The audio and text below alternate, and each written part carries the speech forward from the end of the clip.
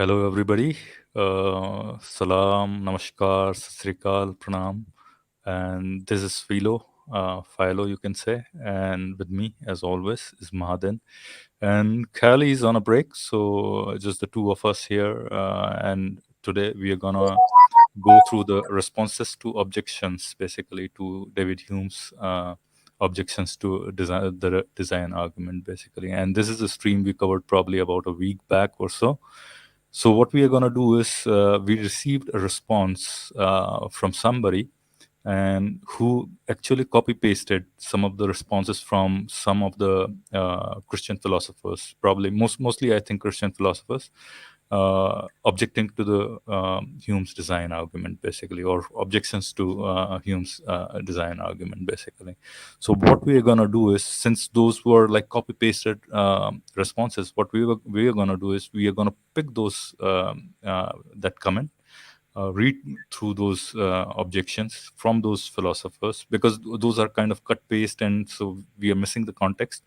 We'll have to just go by whatever we have there, and we're going to respond to those whatever snippets are there on the comment section and see how far we go, basically. But anyways, before that, welcome, Mahdin. How are you doing? I'm great, Philo. Yeah, I'm very keen on addressing this because I wrote actually a response to this under the thread. So basically what happened was, under this particular thread, under the video, so the last video that we did was on David Hume and the design argument. So anybody who wants to find that, they can find it under the live feed on our YouTube address. So you go to our YouTube site, go under live, and you'll find the video that's is captioned David Hume and the design argument, or something like that.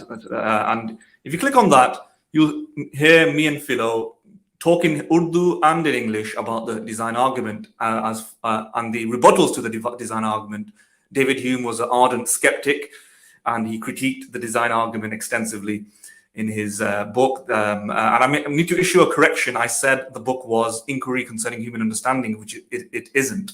It is Dialogues of Natural Theology, and so on. I probably got it wrong there as well. It's called Dialogues in short. It's called Dialogue Concerning Natural Theology, maybe? Yeah. Sorry, say that again? Dialogues Concerning Natural Theology? Yeah. Concerning, natural theology. Exactly. I keep forgetting the two. Whatever the case, that's the actual book. So I got that wrong last time. And we went through a very basic set of objections. Obviously, we couldn't do complete justice to Hume because he writes a lengthy post, and he makes a lengthy book full of information that we just can't. Even a professor who's a philosopher can't capture in a lecture. The student has to go and read the book. So I did as much as I could do, but it's probably like 10% of what Hume explains. So anybody who listened to me has to go read Hume. But then we thank this particular commenter.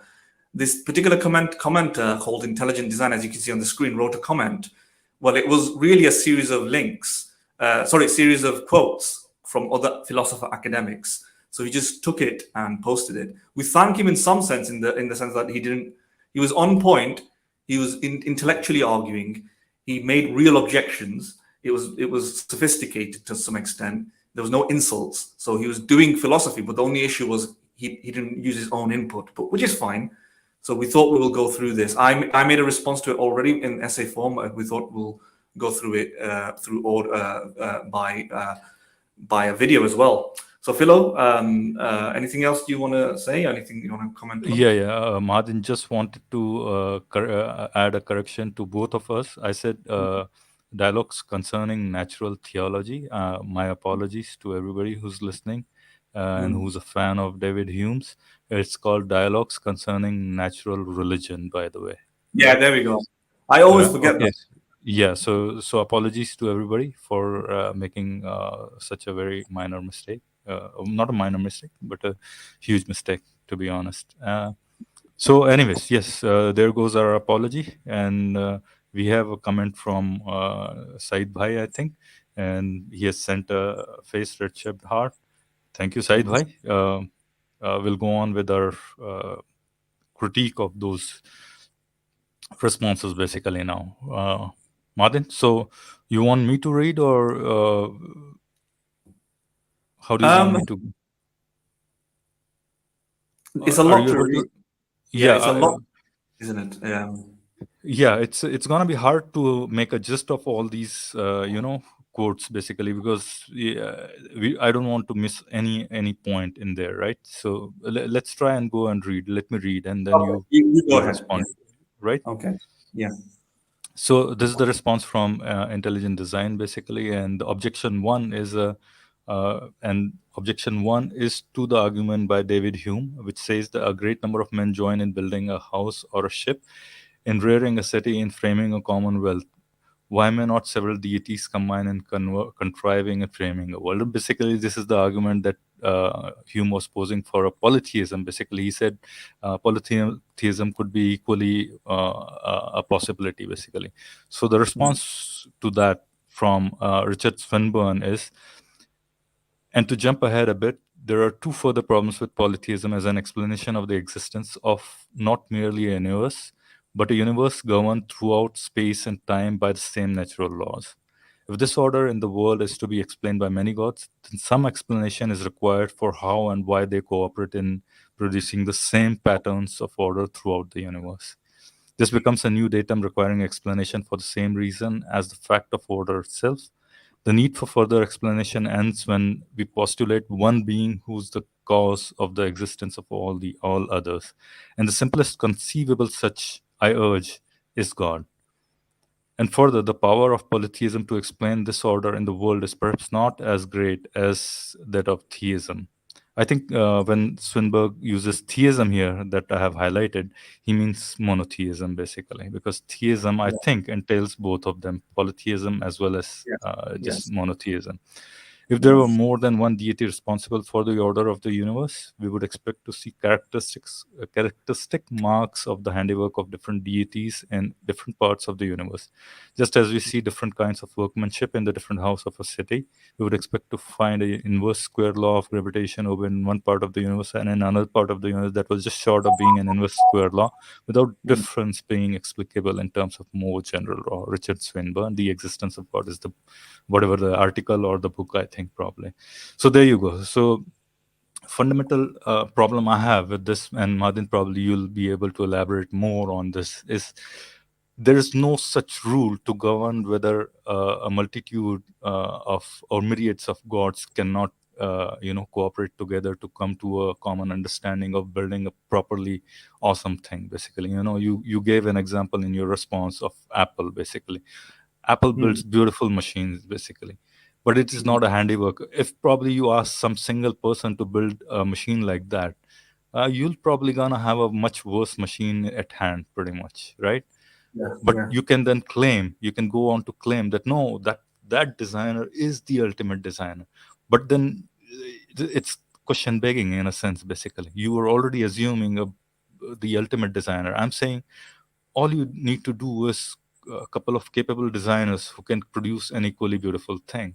So in that case, you can't rule out a possibility of multiple designers, and they don't even have to be have they don't even need to be gods. Basically, I mean, I don't Yeah. know Exactly. in what sense Swinburne is using God here, but they could be very capable designers. You don't have to have like all knowing, all powerful, all this and that capability within these designers.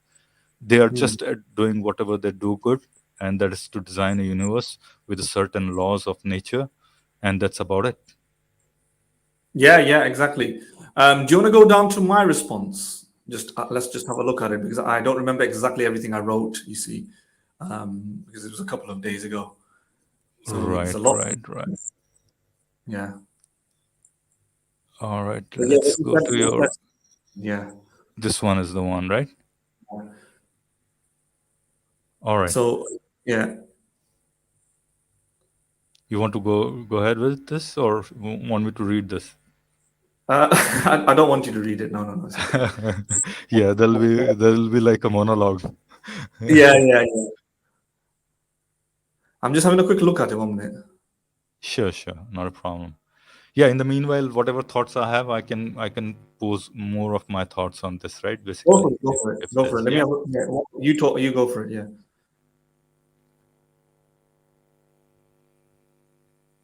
Hello, are you there?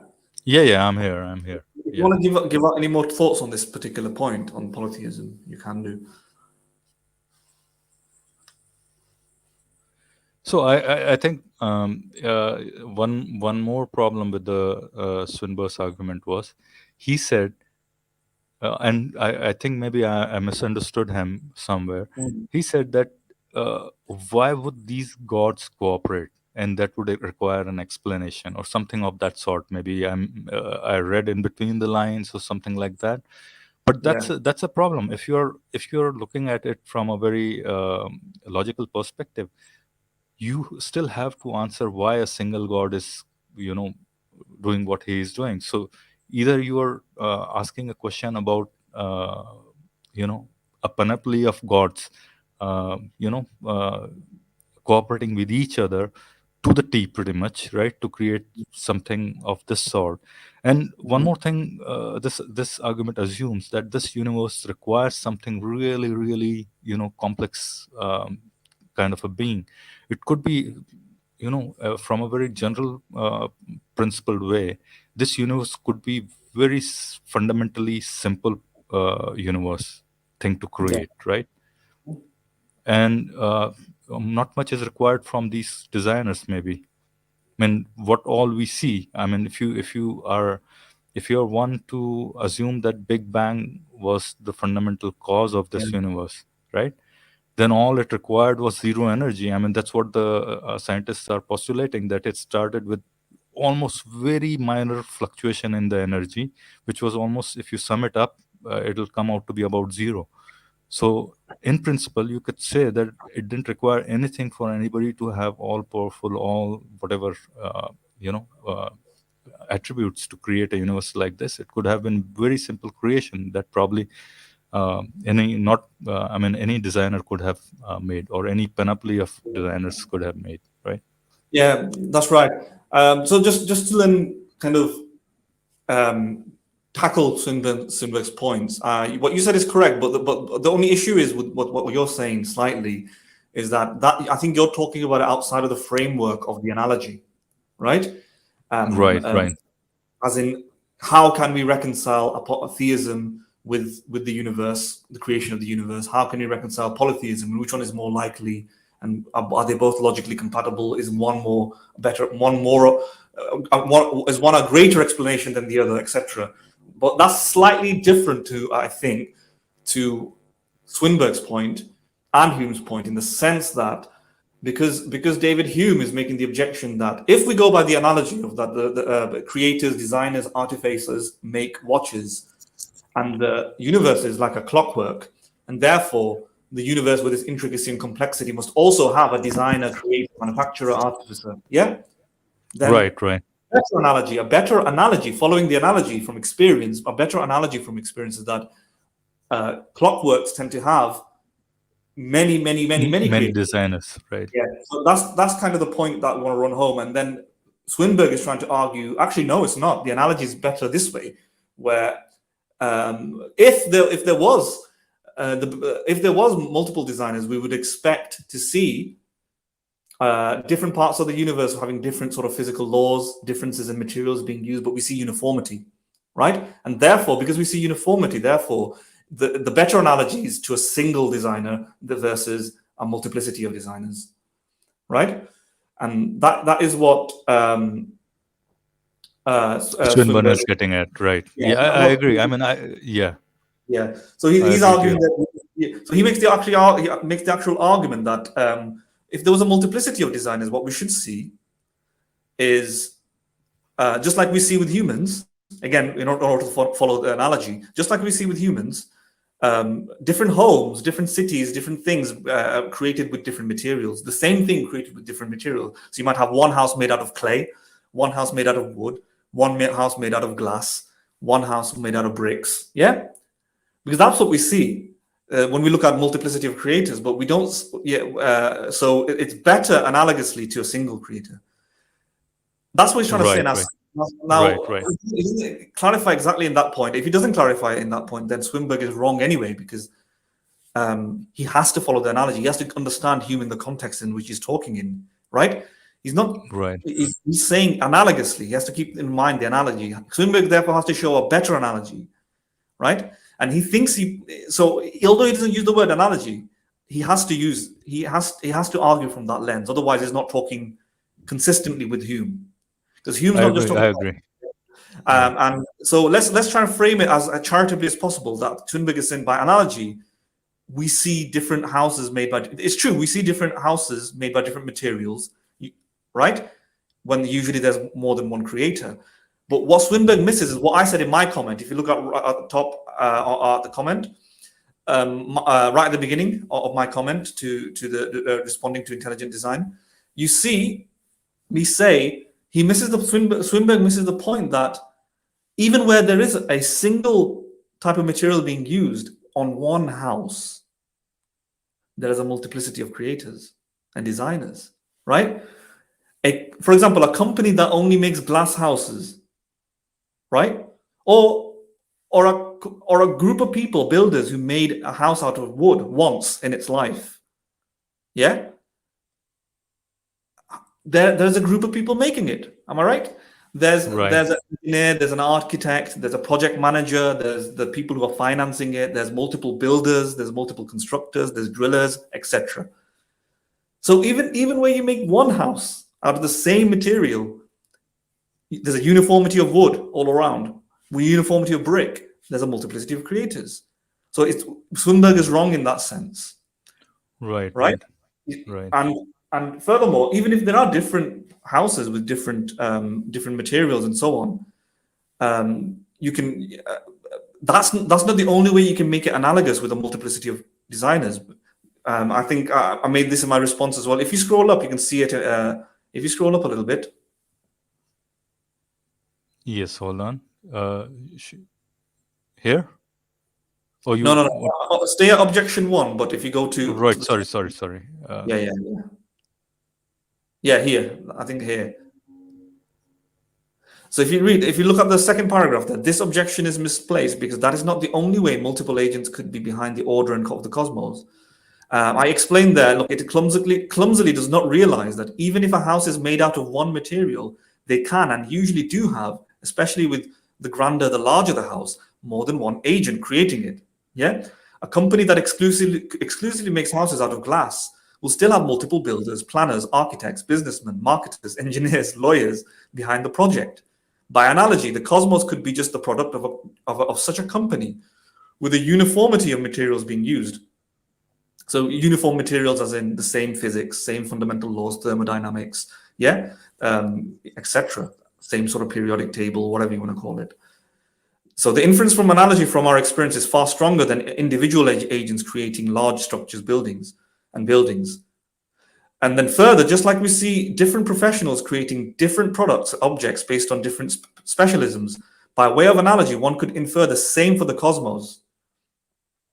For example, our experience shows that multiple agents specialize in building highways, different experts in lighting, different trades on roads, and so on. By analogy, a stronger inference is that the agent or a series of agents was in charge of creating the solar system, another for creating atoms, another for creating volcanoes, and so on.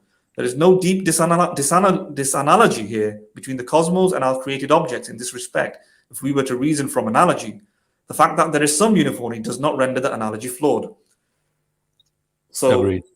Yeah. So, do I need to expand and elaborate on that? Do you think that was clear enough? I think that made a lot of sense. I think, I mean, I do agree with that. Yeah. Okay. So I think we have Mahdin. Just we have comment from a person I know. Lazy is live. I have gone to his stream to, promote our channel basically. Okay. And he is interested in philosophy, and he talks about philosophy. So we'll open the stream maybe at a later time for him to join. Right. Yeah, Lazy, if you are interested in philosophy, I recommend that you listen to us. If you can't stay, then please listen to us later on. But we hope that you can stay and then later come on. We would like to talk to you. We want to engage with as many people who are interested in philosophy as possible. But yeah, Philo, do you want to scroll down a little bit? I just want to see what else I wrote there.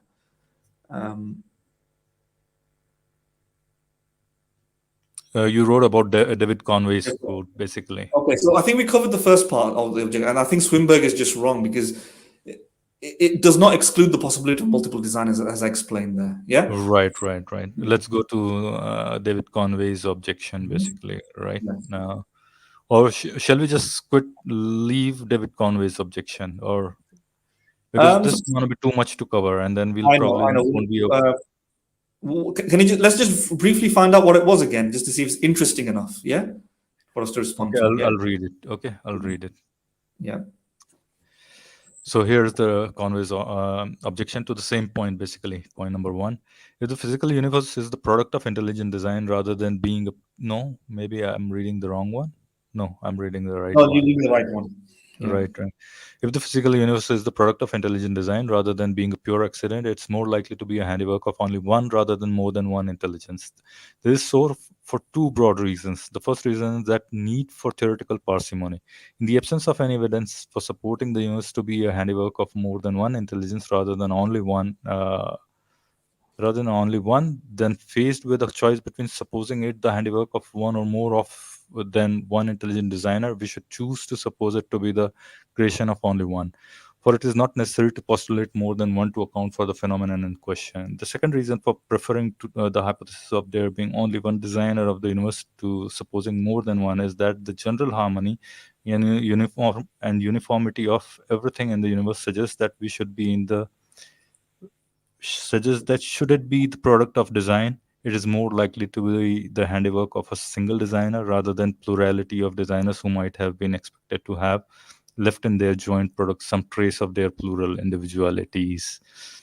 Yeah. Okay, so my objection to this is this oft-cited law of parsimony, right, and which is sometimes also called Occam's razor, right? I'm Yes. not quite sure it's a logical rule. It's a useful rule. It's a useful rule in a sense, but Mhm.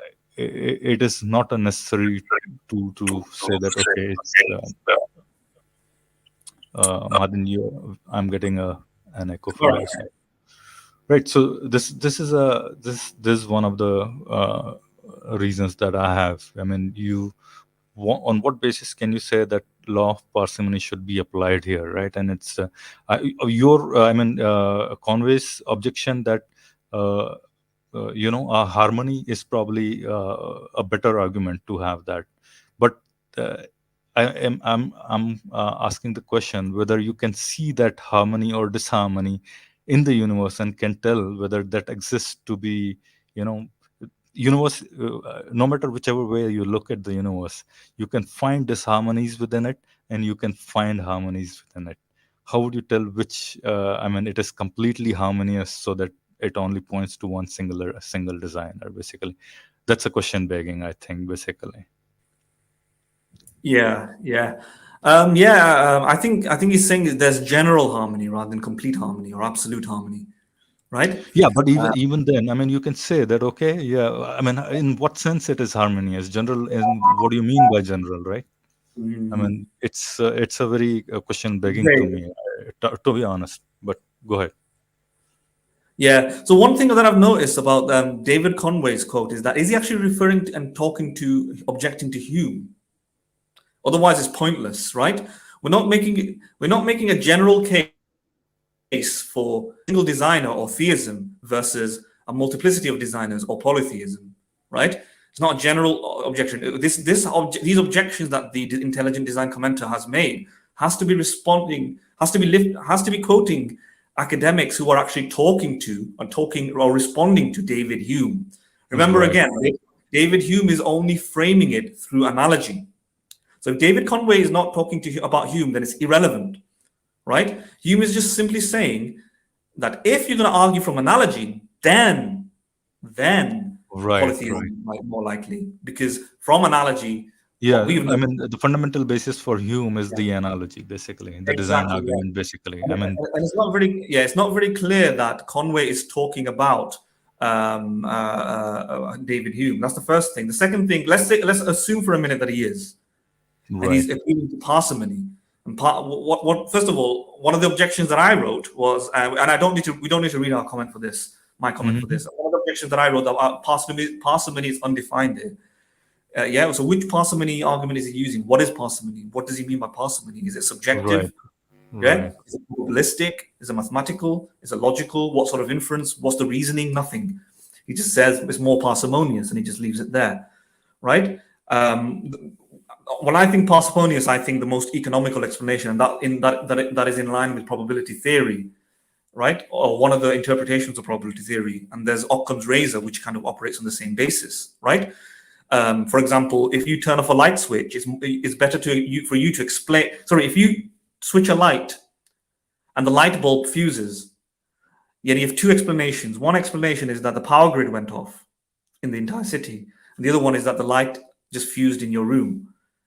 Yeah, appealing to the second is more more better explanation than the former, right?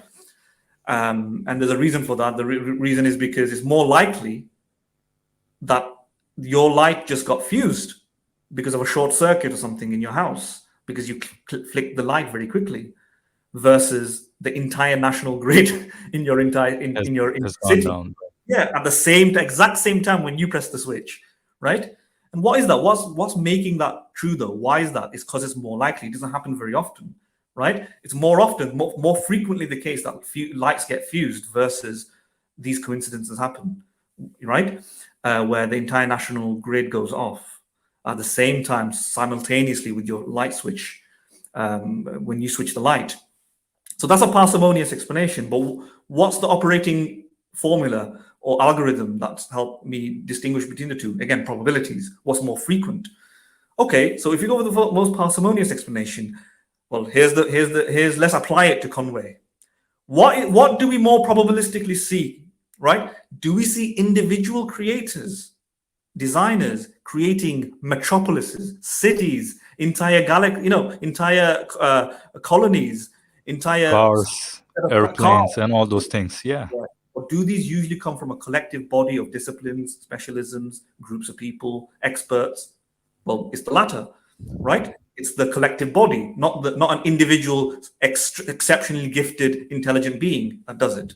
It's usually the cumulative efforts of very, very many limited, finite, but individually smart beings, but finitely smart beings.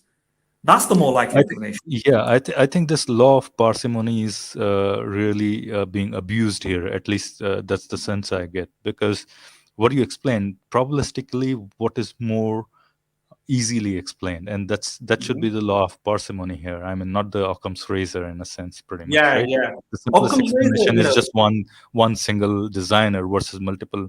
So I think a priori knowledge has to intervene over here in a sense, basically. yeah, Our yeah. a priori It's knowledge prior says that, probability. Yeah, prior yeah, probability. prior probability, right? Yeah, Basically, yeah. That's the best interpretation of Occam's razor, because otherwise Occam's razor doesn't make sense if you think about it, right? right, So right. there's two interpretations of Occam's razor: the quantitative Which is interpretation. he's using, which is what he's using. Yeah, Yeah, yeah. He just thinks as long as there's less objects in the explanation or less number of entities, right, then more simpler and therefore more likely. The fewer the entities posited, the more likely. The more entities or objects posited in an explanation, the less likely, right? right, right, But that doesn't make a lot of sense, right? Because sometimes the more entities are explain things, right? If you find, like, for example, if you find a heist, a crime. Let's say you're a detective and you come to a crime scene and you see this big bank that has been robbed. It's very, very unlikely that one person, you're not going to appeal to Occam's razor and go, it's more likely that one person robbed the bank rather than a team. Rob, rather Yeah, than a team. Yeah, yeah, exactly. Right.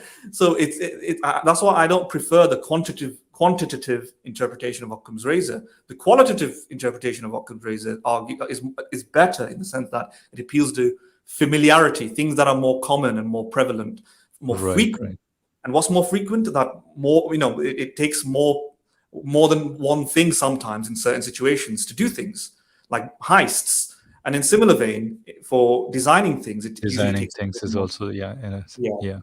yeah, Following the analogy, if we have to follow the analogy, then looking at our experience, it takes a team to create things rather than an individual, usually, and that's more frequently the case.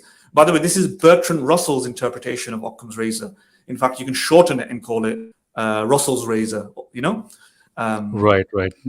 Better version of it. It takes from Occam, and he says this is probably what Occam meant. Right, right, right. And this sounds more logical and more trustworthy in a sense. Yes, yes. All right, Anyway, let's move yeah, on. Let's shorten the points and get I some will. callers in, right? Let's Yeah, get some we're gonna callers miss. in. We're gonna miss some of the objections anyway, because there's a part of the contingency argument. I think objection 4 was a contingency argument, and we're not going to cover that. Let's just quickly go to objection 3 and then objection 5 and finish it. Right? Okay, all right, all right. Right? Objection Just 3, right? Yeah, 3 and then the last one.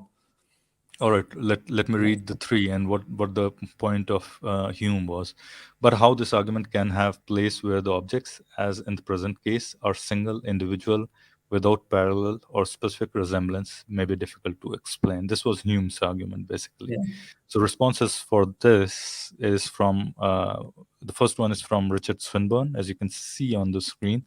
Yeah. From time to time, various writers have told us that we cannot reach any conclusions about the origin or development of the universe, since it is the only one of which we have knowledge.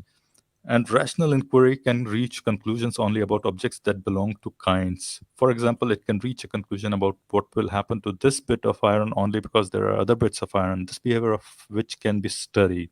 This objection has the surprising and the most of these writers welcome consequence that physical cosmology could not reach justified conclusions about such matters as the size, age, rate of expansion, and density of the universe as a whole, because it is the only one which we have knowledge.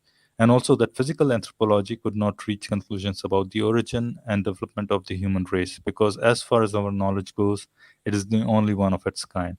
The implausibility of these consequences leads us to doubt the original objection, which is indeed totally misguided. Mahdin.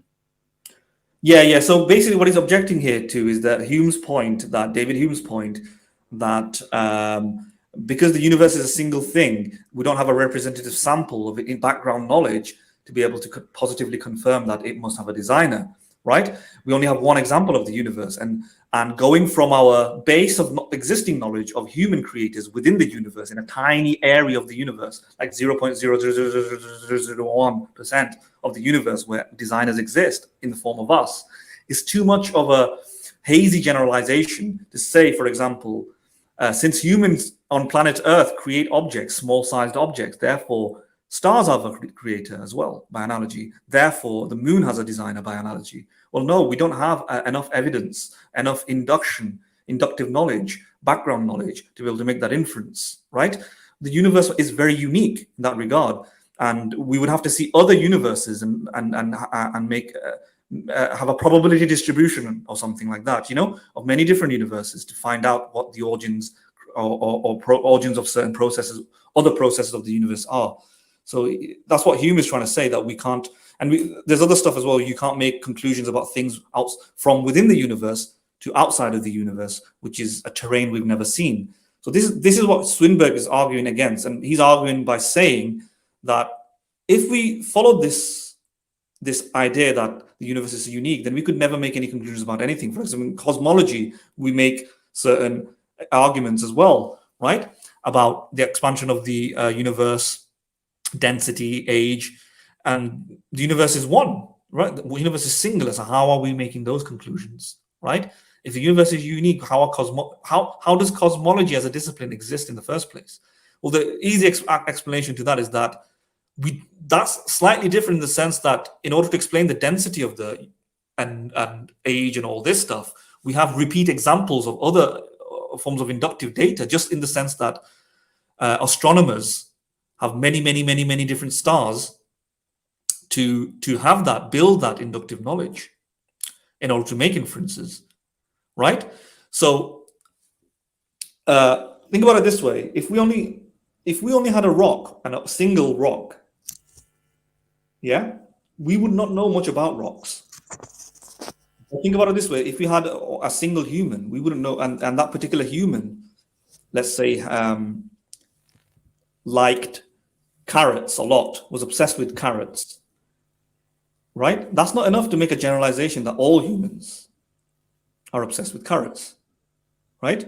It's Right. only when we have more humans and then we realize actually this carrot eating tendency is not a prevalent or common property that exists amongst every human. In fact, a small proportion of humans, a small percentage of humans like carrots a lot, but then there's another percentage of humans who like, etc.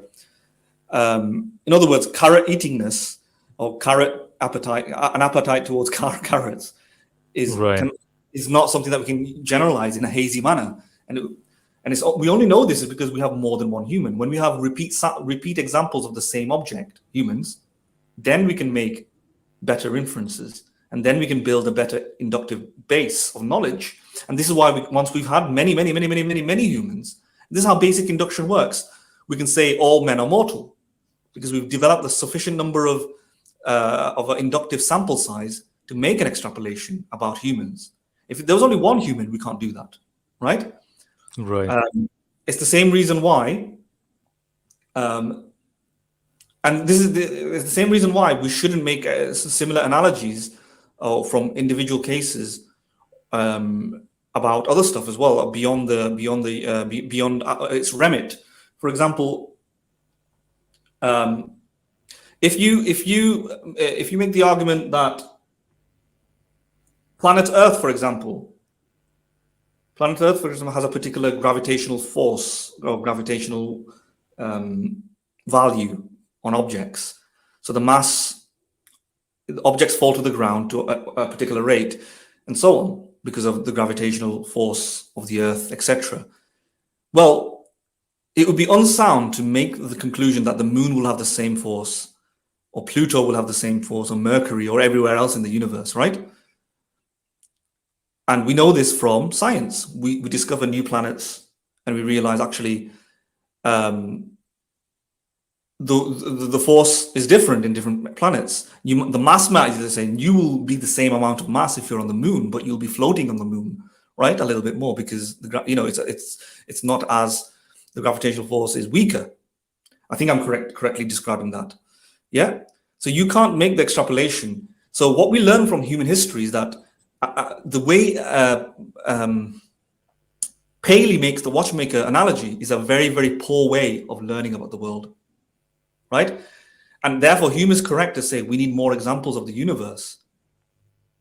Yeah? We can't just go from one unique case and say that must have a designer by comparing it to a watch. We need a probability distribution of many different Right. universes. Right. Its origins. Just otherwise, we'll end up with unsound conclusions like the human who eats carrots or about gravity in different planets.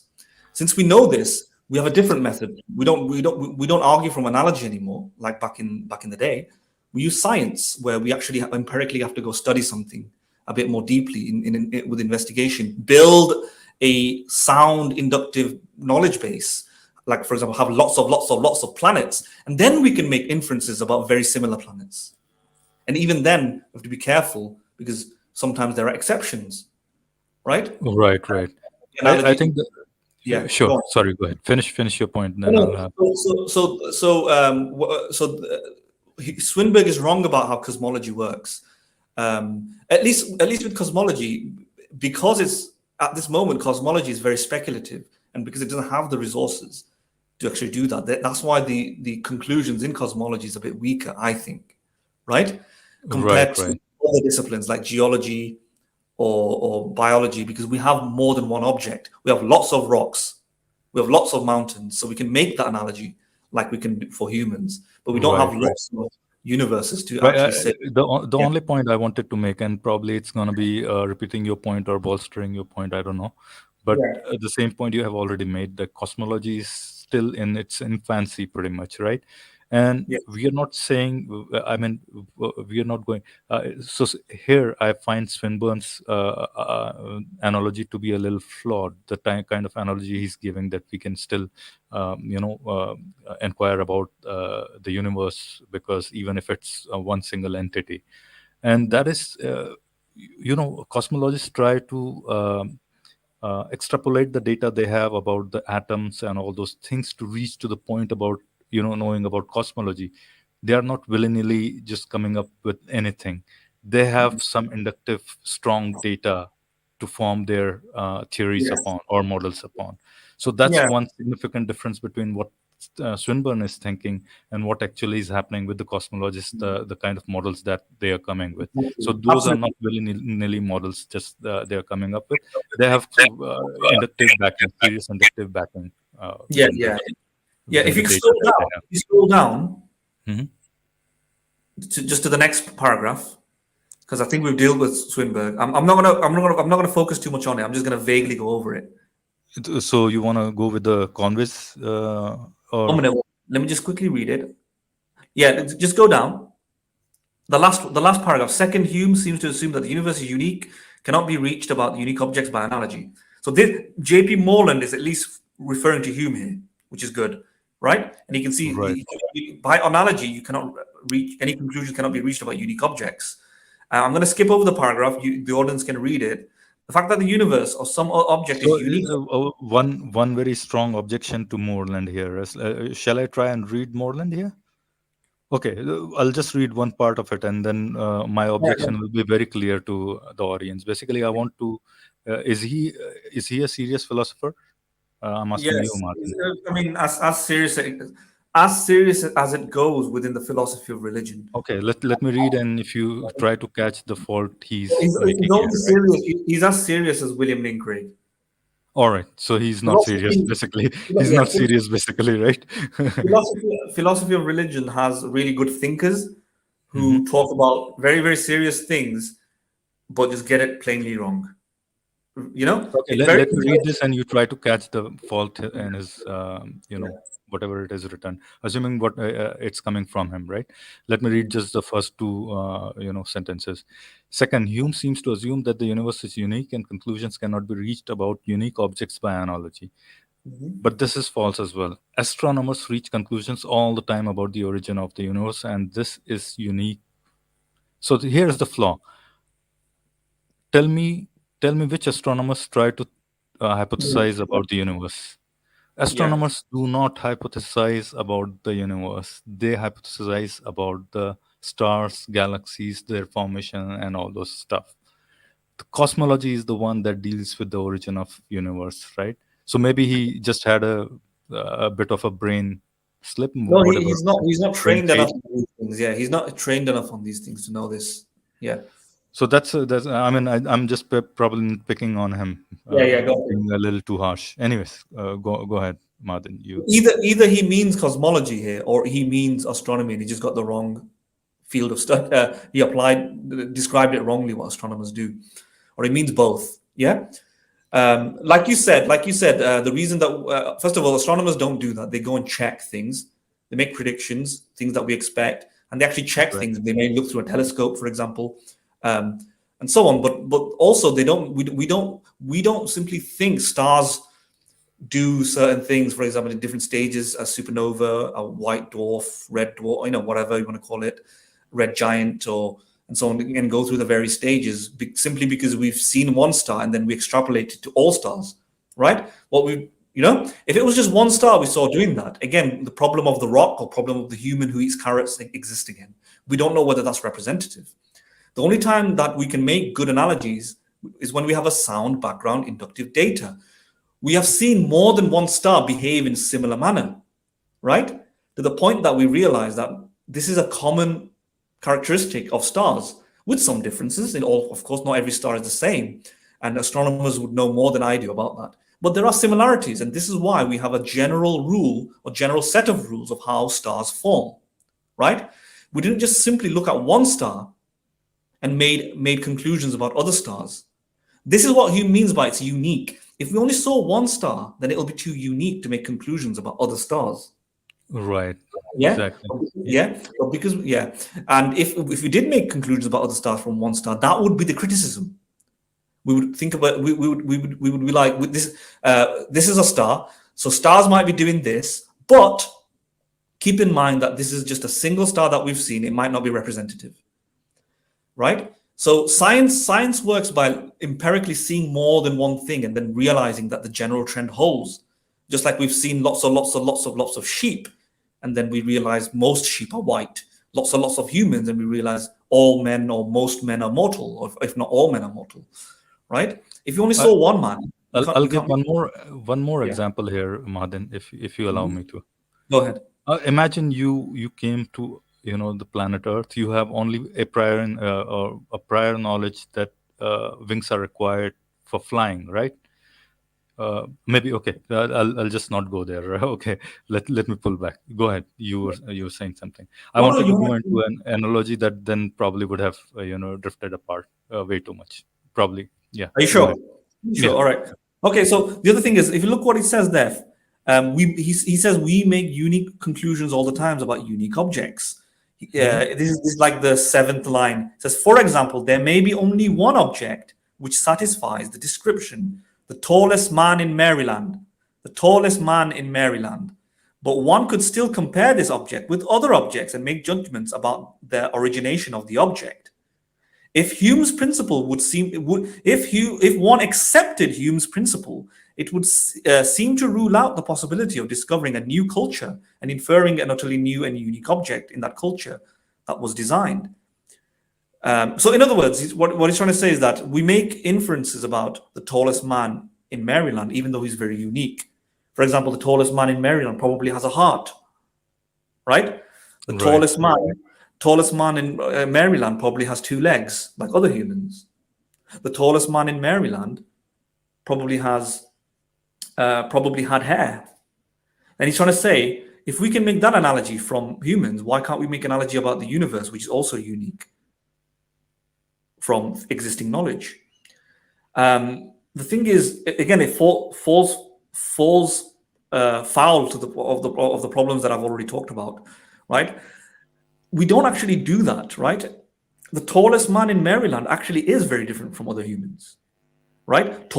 Very, very tall men tend to die earlier than other men. Imagine if we inferred life expectancy for these sort of men to be normal as other men. Tall men in the tallest man, or very, very tall men, or very tall people tend to have vocal ranges that are higher or sort of lower than the average man. Am I right? You would Right. not be Right. able to infer those from height alone. So clearly, how do we know those things? Well, we didn't just do it by analogy. If anybody made an analogy thinking that the very, very tall people would live at the same amount of time as very, very short people, they would be wrong, at least on average. They are statistically significantly more likely, I think, to die by the age of 30 or something, right? Like people who are 8 foot, 9 foot, 10 foot, sometimes 12 Right. foot. These. What was that guy's name? Waldo or something like that. Yeah, Waldman. or Andre the Giant, like from Waldman the Giant or something like that, 8 feet yeah, 11 inch yeah, or something like that. Right. And these guys. So probably I don't want to digress, but they have a problem with the pituitary gland or something like that, or I don't know yeah, which in yeah. their something which is giantism is the usual Yes. term that is used for Yes. them basically. Yes, exactly. And what happens there? Why did analogy make it didn't work there? So what the point here is that analogies are too weak to make. We have to empirically study the unique object and see whether or not they fit the existing sample of humans. And in many Right. ways they do. In many ways they do. Tall men obviously are Homo sapien, they have DNA and so on, but many other ways they're not, right? And the point is, analogy making is a poor foundation or a poor portal to make new knowledge, right? It's better to actually study the object, which is the tall man, and then find and group them together, many tall men or tall women, and hold them as one category, and then make generalizations about tall men. That's what doctors do. Yeah. Now, the reason we know that taller men have a higher likelihood of death is not because just one tall man died, is because doctors found out through a representative sample of tall men or tall women that height is this height issue, this disability that they have reduces lifespan. If it just happened to Right. one tall man, it'll just be a coincidence or just randomness or whatever, nothing to do with height. But there's a correlation between the things. That's how Right. science works. That is the more effective methodology to discover knowledge, not this Paley watchmaker way of doing it. and this is why Morland is wrong. Right. If that's happening with just humans, then how can we make analogies about the rest of the universe from humans? The fact that human makes created objects, can we make analogies about stars? Yeah, no, it's very weak, and that's the point that Hume was raising as well. Yeah, I think we Right. covered most of it, and he Yeah, was we covered it. We should move on. And yeah. let me say, I think not too many watching us, but we have opened the stream. Anybody who wants to talk, Lazy, if you're there, please do Mhm. join, and we'll take you in the stream. We'll probably keep on talking about point number 5 from Hume, but you can Yeah, come in and maybe chime in as well if you want. yeah.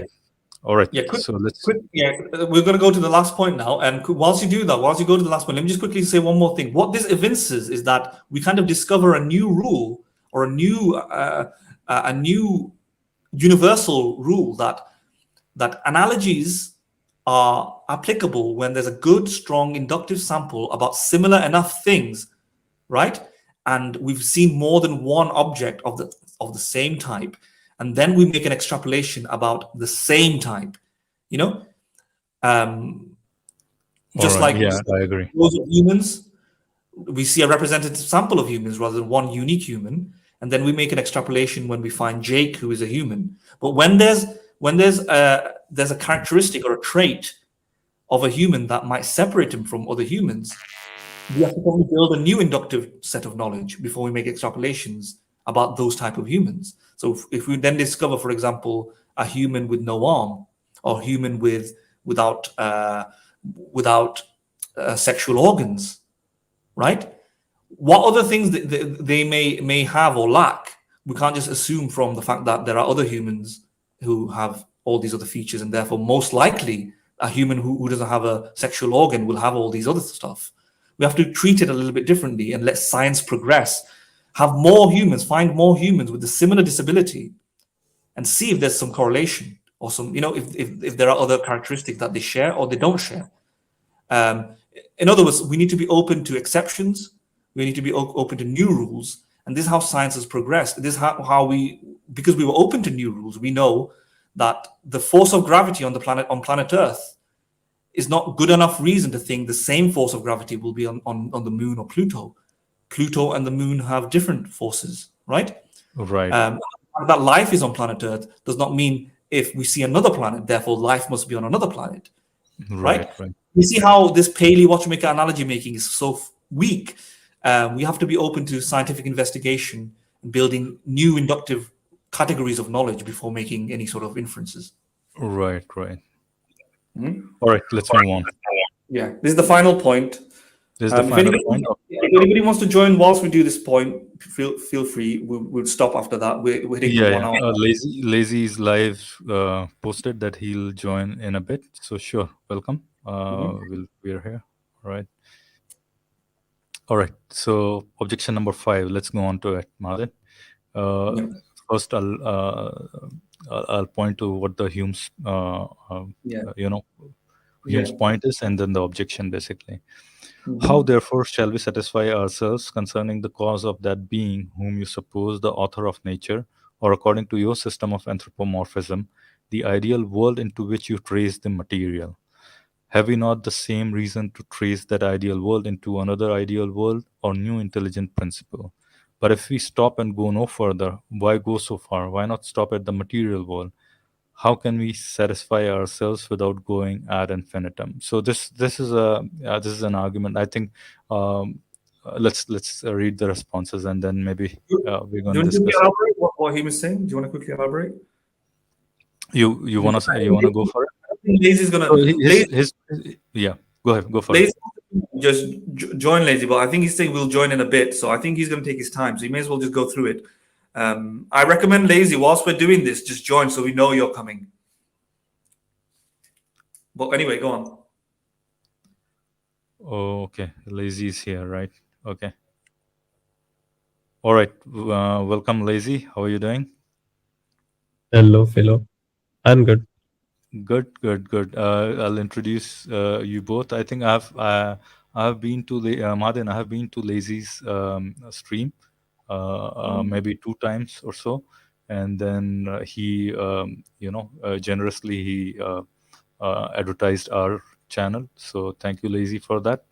And Lazy is also interested in philosophy, so he keeps going to different streams and talks about philosophy in general. So yeah, and last time I think we met at Desi News channel, and you Yes, had we did. some serious questions. So go for it. Yes.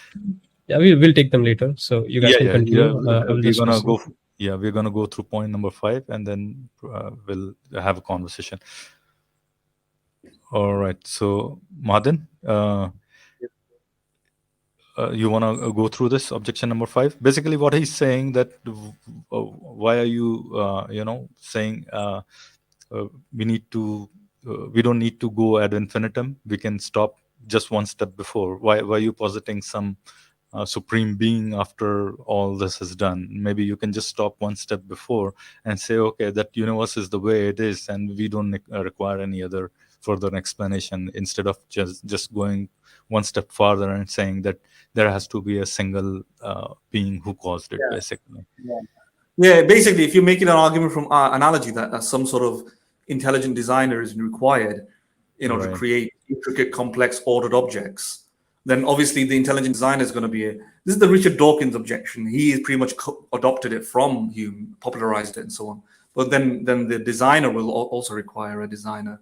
But if the designer requires a designer, then that designer is going to require a designer, and it'll go to ad infinitum. It'll be an infinite regress of designers. But if if the theists want to posit that there's going to be an initial designer, or God, who doesn't need a creator, then he's defying his own original principle, which is the idea that ordered, intricate objects require a designer or an intelligent creator, because there could be one fundamental intelligence or order or intricate thing that looks designed that doesn't need a creator. But if you can specially plead this exception for this particular intelligent designer, then why not stop at the universe, which is also an ordered, intricate object, right? So you can't have it both ways, right? Have your cake and eat it too. For consistency's sake, if you're saying ordered objects need a designer, then a designer needs a designer. But if you're saying a designer doesn't need a designer, then why does the universe need a designer? Because the Right, universe, right. we can just stop there. We can just stop the buck there and just leave it there and go away. So anyway, here's an So objection. let's read one of the objections to it, basically, right? Or you want to add furthermore to this? No. That's fine. All right. So this is an objection by Richard Swinburne, basically, the existence of God book, I think. Right. Mhm. Now, full explanation really does by itself explain why something happened. It does so quite independently of whether or not there is an explanation of how any states its sites came to be. For example, why the sun was where it was, or why any reason that its sites operate. For example, why certain natural laws hold. To suppose otherwise, it is to commit a fallacy that we may call the completist fallacy. Clearly, it is a fallacy. For if it were really the case that F could not explain E unless there is an explanation of F, nothing in the universe could be explained. Unless there were explanations of such things as the origin of our galaxy, which is absurd, it is, however, a common fallacy. Thus, Hume objects that in the dialogues of to postulating a God who planned the world as an explanation of its order, on the grounds that the postulated existence of a rational agent who produces the order of the world would itself need explaining. Picturing such an agent as a mind, and mind as an arrangement of ideas, Hume phrases the objection as follows: a mental world or universe of ideas requires a cause as much as does a mental world or universe of objects. Hume himself provides the obvious answer to this, that it is no objection to explaining E by F that we cannot explain F. But then he suggests that the F in this case, the mind, is just as mysterious as the ordered universe. Men never thought it satisfactory to explain a particular effect by a particular cause, which was no more to be accounted for by for than the effect itself. But that is plenty false. We can give a perfectly good explanation of how it came about that Jones lost his fortune in terms of the way the Monte Carlo roulette wheel spun as it did, while judging that there was no explanation of how the roulette wheel spun, this being something utterly beyond accounting for. I think, yeah, Yeah. I mean, everybody got the objection right. Yeah. Ma- Just to summarize, he's basically saying the best explanation doesn't need an explanation. And if you Right. assume that all explanations need explanations before it can be a sound explanation, then you're committing something called the completist fallacy, right? To explain anything with anything, you need to explain that thing as well. So to explain how the human species came along, you might appeal to, let's say, evolutionary theory. But for evolutionary theory to be a good explanation, we need to explain the origins or how evolution theory happened or what caused that.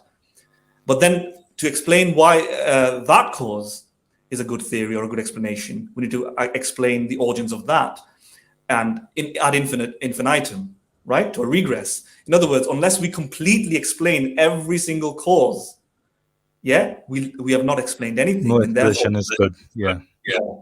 So he's making the argument that when Hume says with an explanation of the designer, he's committing the completist fallacy. He's saying every single thing needs explanation. Swinburne is arguing, no, we can make the inference to a designer because it's the best explanation. But the best explanation doesn't need an explanation for it to be an explanation. Otherwise, you commit the completist fallacy. You see that? Right. He is correct in a way that the best explanation doesn't need an explanation to be an explanation. So if somebody shoots at a window, I don't need to know what was the motivation of the person that shot the window to know that the person broke the window through a gun, shooting a bullet, right? I don't need to explain his motivation to know it happened, right? And I don't need to, once I know the motive, let's say if I do find out what the motivation was, I don't need to explain the origins of that motivation to explain that this person shot a gun and that broke the window. That explanation behind the window break can stand independently and doesn't require any further explanation. Yeah, and be completely coherent and comprehensible and sound, because the best explanation doesn't need an explanation to be the best explanation, basically. And that's what Swinburne is saying. So the designer doesn't need an explanation for the analogy to hold. If it's the best explanation, then a designer created the universe. We shouldn't, like Hume is doing, ask and demand what created the designer then. We shouldn't do that because it's the best explanation. He's right in terms of the model that he's explaining, that a completist fallacy is genuinely a fallacy.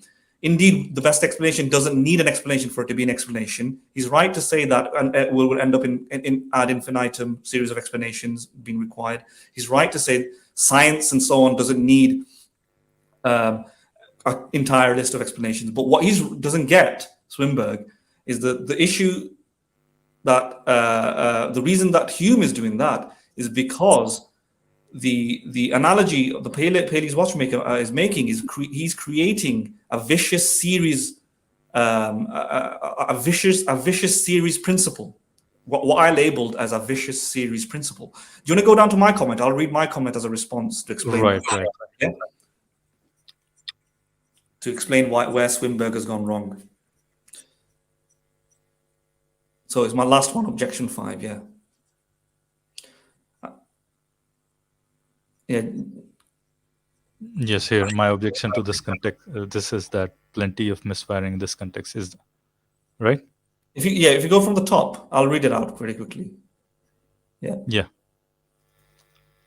So all your quotes from the various authors to save time in effect argues that the best explanation or explanation does not depend on itself having another explanation for it to serve as an adequate explanation. For otherwise, nothing can be explained. It would commit the completist fallacy. That is, unless we have explained the origin, cause, and reason for everything, nothing is explained. But this is indeed a fallacy. We don't have to completely explain everything to be able to explain some things. Therefore, your authors argue that when Hume argues a designer who designed the universe being a complex, intelligent mind, which would also need a designer, this is false, for it commits the same fallacy, which is, by the way, the completist fallacy. Thus, one could compare the universe to artifacts or man-made objects and conclude a designer. The fact that we don't know the origins, nature, or cause of the designer does not preclude it from being a good explanation for the universe. We don't need to know the cause or origins of the designer for it to work as an explanation. So my objection to this is, so I'm reading the next paragraph. My objection to this is that it's patently a misfiring in this context. The specific watchmaker analogy infers that complex, organized, ordered objects that resemble it must have a designer mind and agental cause. Therefore, when it lays down this logic, it has to consistently apply without exception. Since A is an ordered object, if it is caused by B, and that is also an ordered object sharing great resemblance, then one should also conclude that B is caused by a designer. It is because of this broad principle that the watchmaker analogy makes that leads to the regress of designers creating designers. Had it not done this, the problem won't exist. If it wishes to break the sequence by introducing an ordered intelligent cause that does not have a creator, then it admits of one exception to the rule. But it admits this exception arbitrarily. It forces the universe to need a designer as a cause, but then arbitrarily excludes that designer. When it simply could save one step and say that the universe does not need a designer as a cause. Because of the creation of the principle, ordered intelligent objects need a cause, it creates the fission of vicious series of explanations, where for each cause or explanation it shares the same resemblance for each cause or explanation that shares the same resemblance, it will be subject to this principle. This is distinct from other explanations that do not share this vicious series principle. I don't think I need to read the rest, or do you want me to read the rest? No, I think you explained it pretty well. I mean, that's the thing. If you are strictly adhering to that analogy, then you have no what you should say. You have no right to stop at one step further. Pretty much, why not stop at the origin of the universe, maybe, or just as a brute fact as the universe. Pretty much, you don't need to go one designer beyond that. Pretty much. Exactly. But if you do, as a principle, then you should allow that question to be asked: who designed that designer, basically? And there's no fallacy in that. I mean, the completist fallacy in that sense, assuming that principle that you're applying uniformly. Shouldn't be applying there, pretty much. Yeah, exactly. You're completely correct. I'll just read that last paragraph, just not all of it, just to explain exactly what you said. Because I've written it down. I might as well. Yeah. So the general principle is that the best no, I'm not going to read all of it. Just that first paragraph. Go up. All right. Yeah, that's okay. The general principle that the best explanation does not need to have an explanation to be an explanation is completely correct and intact. I don't need to know the origins of or causes of why Kevin smashed a window to know that Kevin smashed a window. We don't need to know the origins of electricity at the atomic level to know that it can light a light bulb. But notice that none of these types of explanations invoke or involve a vicious series of explanations triggered by the logic similar to the watchmaker argument. So basically what I'm saying is what you said. When you are stuck in the analogy of the watchmaker, it creates a logic that has to be applied consistently because it's saying that ordered objects need a creator. And therefore, that creates the regress, right? None of the other scientific explanations, like the origins of Kevin smashing the window, the evolution theory, has like a logic like that. You see that? Right, right. And so one contains a vicious series, what did I call it? I forgot now. Vicious. Something like that. I forgot. I wrote this a long time ago. Vicious series of explanations. Vision of vicious series of explanations. Yeah. I called it the vicious series principle. So I call the watchmaker argument a vicious series principle, and the other argument, other forms of explanations don't have that. So that what differentiates. Yeah.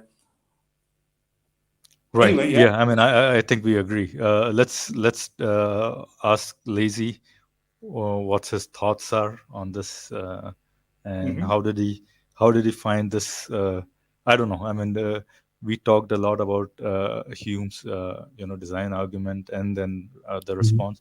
I don't know how much of it have you heard, Lazy, but what are your thoughts on what we talked about today? Okay, so as far as I've heard, so I had like two questions. So number one was, what if we replace or steelman the argument by saying that all the objects that are physical, that are materialistic, need a designer? So would it then make sense that the argument is being presented here in the favor of design of the universe? Would it make more sense? So that would be my question number one, and I'll let you guys respond first. So meanwhile, I'm going to prepare the question number two. Sure. So Just to be clear, what do you mean by all the objects are material? So what Lazy's question is that, Mm, and this is like from our observational perspective, pretty much. You see, a mm, designer usually builds on things that are material, right?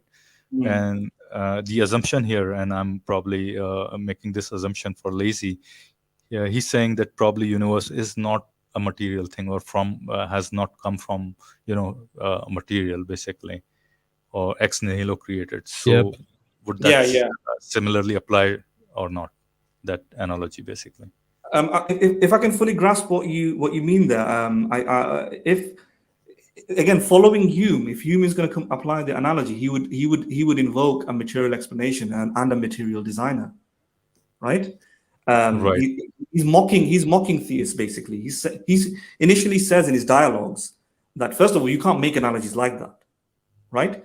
The sample size is too small, the universe is too unique, we don't know what's outside of the universe, different rules and different exceptions might apply. That's what it's implying. So indeed, it could be the case that there are designers which follow different rules, or designers that are not material, or designers, I don't know, something outside of the universe. The rules might be different. That's what Hume is saying to some extent. But then it says, however, if we have to consistently follow analogies from within the universe and then apply it to the universe, then we have to be completely consistent. Therefore, if there is a designer, it's more likely to be more than one designer, because from analogy, that more than one designer makes things. If there's going to be a designer, it's more likely a finite designer, because from analogy, we don't have an infinite designer. We don't have a god-like designer. We don't have an immaterial mind. So I And would all the imagine, designers are, all the designers are materials themselves, pretty much, right? So yeah, you have to materials. assume that as well, pretty much. Exactly. So I would answer Lazy's question by following Hume. He would probably say, and I think he may have said it already, I can't remember, but he'll probably say something like, the designer will have to be a material mind, yeah. The design has to be material, yes, following the analogy. Okay, so Right. but I what we are agree. trying to explain here itself is material. So how could we take a materialistic designer as an explanation of material existing? So the question is, how come is mass and energy of physical world existing? These both are physical. So how come they're existing? Now the explanation that we're trying to provide for their existence has to be non-material, right? Or else we're just gonna fall into begging the question. We cannot just No, not answer necessarily, something. because Hume is simply Yeah. following the Yeah. analogy to say that there will have to be a material explanation. So, in that sense, what Hume would be arguing is that the creator of the universe will be living in his own material realm. So it might just be that this universe is part of one big large universe. So again, Hume was explaining the universe as we know it, as we see it. There's no more. He's not assuming there's a multiverse or anything like that. So the best explanation would be that the universe has a material creator who inhabits his own material realm. I mean, what Yeah. Hume is saying here is Yeah. that if you follow the analogy to the T, this is what Mm. you'll have to, content with basically. I mean, you'll have to, if you're taking up the design argument, pretty much, Yeah. you'll have to content with that. The designer itself is materialistic.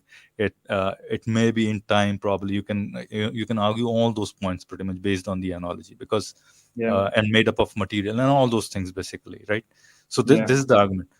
If you There's are no, going yeah, but there's no logical contradiction with thinking that there might be a creator that created the universe that's in his own material realm, that created this local universe, and that right, creator is in. there's no logical contradiction for sure. Yeah, I mean, yeah. I Because totally I, agree I with that. think what Lazy is thinking is that if there's no energy, I, time, or space, then that creator has to be in an immaterial realm. I'm trying to say that we don't know that there was necessarily no energy, time, or space. We just think this local universe didn't exist, not that there was no energy, time, or space before it. No, we're not making any of those assumptions. We're just simply saying there has to be a creator, and following the analogy, it could very well just be that beyond the universe, beyond the Big Bang, there is energy and time, space. Right. okay, so Yeah.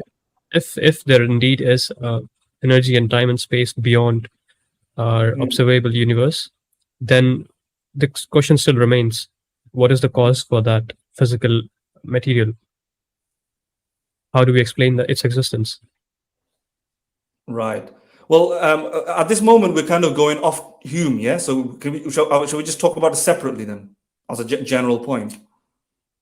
Okay, yeah. I right? mean, I wasn't here to. Yeah, I wasn't listening to you guys from the very beginning. I was there Oh, I from the see. very Okay. beginning, but then I No, left just for a bit. Hume, yeah. So Because yeah, Hume. If we're talking about in the confines of Hume, Hume will simply say if there's energy in space beyond the universe, well, following the analogy, then the energy in space will just first of all could just exist. Following Hume's main argument, which is if there's going to be some order, some energy that doesn't, if there's going to be some intricate, complex objects that can exist without a creator, it may as well stop at the universe.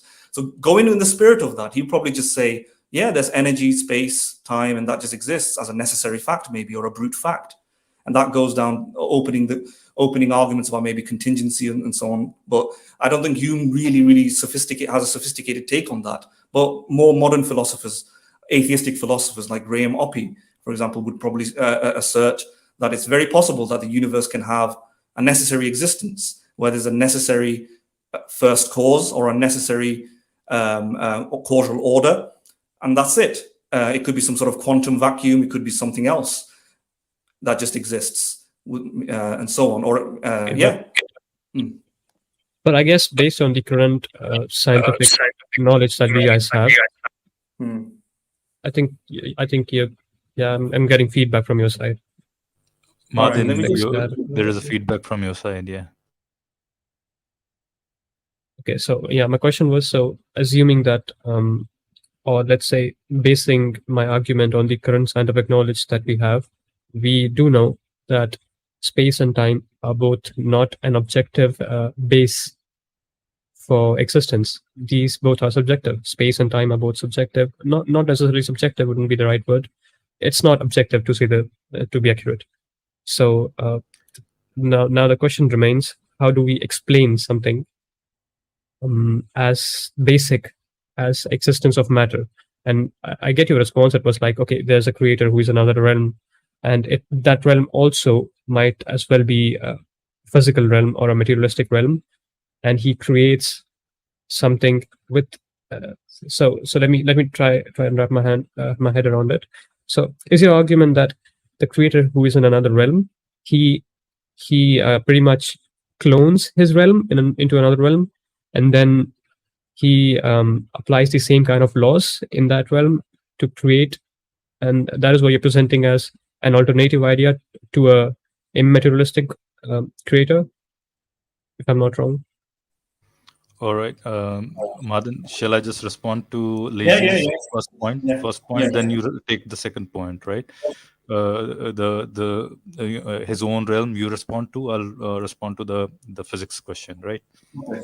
The physics question that you said time and space has is not objective. I don't know. I mean, I don't think you can use objective as a terminology for time and space, but there is no conclusive answer to this, pretty much, right? I mean, all we know that our most reliable models of physics tell us that the universe had some sort of a beginning, right? And the beginning of expansion, basically, right? That's all we know, right? And this was a rapid expansion time, Right. which is all we know. And time and space have originated from this realm, but there you'll find almost all different kind of physicists and cosmologists, theoretical physicists and cosmologists, disagreeing with whether what was before this, even if using such a word like before is a valid terminology. There are Roger Penrose's conformal cyclic cosmology kind of models where you know you can have time in one direction from our side, right? If we look back at Big Bang, time seems to be going forward from our perspective, right? But before the Big Bang, there was an arrow of time which was going backwards towards that side, right? Basically. So there are those kind of models as well. There is a video by a physicist called Sean Carroll, and I'll probably forward you that. You look at that, and probably you'll get an idea. And so there is no consensus of what even the beginning of the universe means. Basically, it could as well be an infinite universe. In what state it was, that can be questioned, Whether time and space was always there could be question. There are also models which tell us that you could have universe popping out of universes pretty much. Those are also models. And I mean, they are consistent basically. It's not they are like contradictory pretty much, right? So that's one of the answers. So I mean, postulating from that there has to be some other realm at this point is not justified scientifically, at least I would say. Madan, Yeah, Liz, you have sorry. anything to say? Anything to say about this? I just want to give a lazy an No, no. opportunity to reply if he wants. I don't Yeah, want to. no. I don't have to. I don't think I have a reply for that one. I just okay. You can just forward me the video that you said about. I'm just Right, gonna right. take a look at it. Sure. Okay. By the way, lazy. What beliefs do you hold regarding this? I just don't know anything about your conclusions or Okay, so stances. I'm an agnostic atheist. So yeah. All right. So So regarding this, you're going I to hell with us, right? Mhm. You're going to hell with us.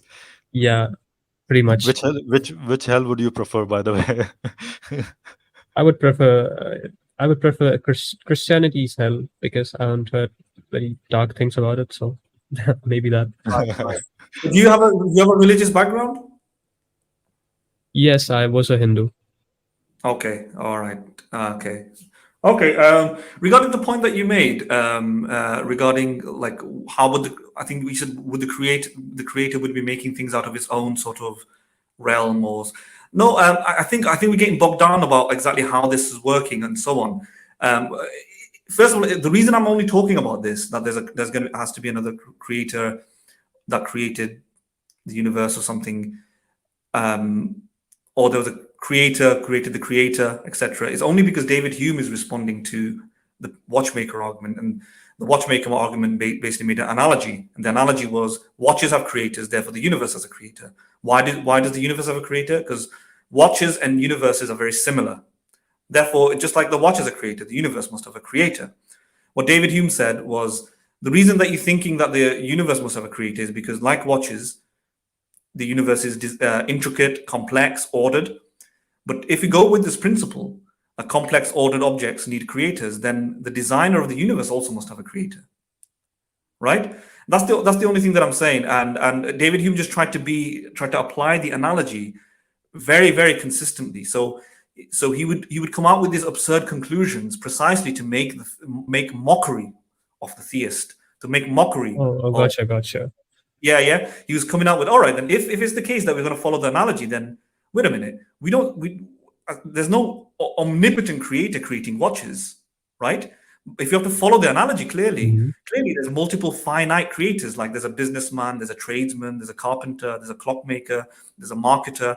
Multiple people make things. And cities, big cities, not one builder doesn't make a big city. Multiple builders build a big city. Therefore, by analogy, the universe is very, very big as well. It's ordered and structured.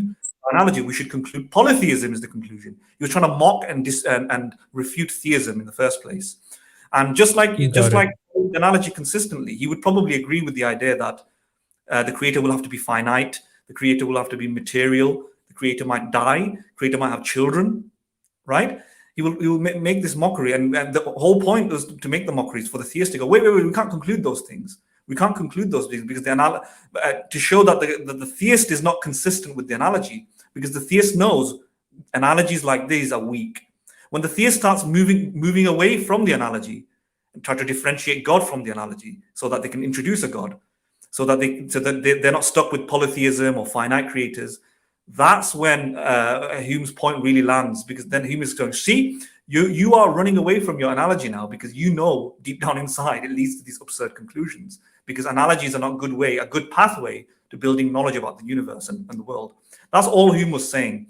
So I'm not really asserting here that if there's a creator, a physical creator, he has to have all these other things, Hume might even agree that these are absurd conclusions, right? The universe might not need a creator. In fact, Hume, if you read his dialogues, he argues that the universe is probably a natural product of natural events. Yeah, so that's all that's going on there. I'm not sure if I satisfactorily answered the question. No, no, Yeah. that was a nice answer. But my question would be: so, what if we combine this argument by, I don't know who was the theist that was presenting this argument, but if we combine this specific argument of design with a cosmological argument, and we establish that there has to be a single creator, not multiple Yeah. creators, and That we does. establish Yeah. other, Ca- yeah, Can I just Yeah. jump in for a bit, Lazy? Go ahead. Just 1 minute. yeah, First sure, thing, sure. welcome, Khayali. Khayali bhai, how are you? Hi guys, I'm good. Good to see you. Good to see you. Just Yeah, 1 minute. There is a guy commenting. What's his name? Philo Sapiens. Okay, he's commenting something. Anyone wanting to join the stream, please do so. Also, spread the word by sharing, liking, and commenting. We need all your support to keep boring you with deep philosophical topics. All right, I think this guy is crazy, whoever he is. Anyways, Lazy, sorry. Keep going. Yeah, no, I think my point was completed. So what if we? So we had some absurdities with with Hume applying these analogies to every space. We had some absurdities, but what if we remove those absurdities by other cosmological arguments and different arguments that would, deductively we could say that, okay, there has to be a single creator. So now polytheism is gone, and You're, I you're, forgot the you're, second objection. yeah, you're Yeah. absolutely correct. That would work. That is an effective methodology to get around Hume, because Hume is not dealing with that. Hume is dealing with a very specific sort of watchmaker argument. That's all. Now, if you let's say introduce the fine tuning argument, you introduce other arguments to explain why they can't be why they can't be a multiplicity of creators. Maybe deploy something like Occam's razor, or you say multiple creators are logically incompatible, or the contingency argument shows there has to be only one unison uniform creator. Indeed, or necessary cause at least. Indeed, that would get around Hume, but that only gets around Hume. Hume's mission isn't to debunk every single theistic argument that's ever existed. Yeah, he's dealing with a very specific type of analogy making argument. Indeed, if you have all those arguments, it will strengthen the conclusion. You make a combinatorial or a cumulative case. My issue is if each argument is cumulatively weak as well. Like you can have objection against the fine tuning argument, you can have objections against the contingency argument, then they all fall apart for their individual reasons. But in principle, if they were strong and they were true, they actually don't need the design argument. If you notice it, if the contingency argument is true on its own and leads to a finite, infinite God, a single infinite God, you no longer need the watchmaker argument anymore. Yeah, but in principle, Right. it works together at that point. But the whole point is that we think all of these arguments individually are weak, and therefore, on aggregate, they all fall. That's true. I agree. Okay, I agree. got you. Yes.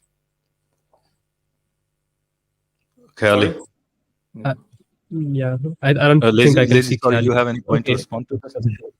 No, I don't have. I think I was just about to say that your comment is hiding Khayali's image, so I wasn't able to see him.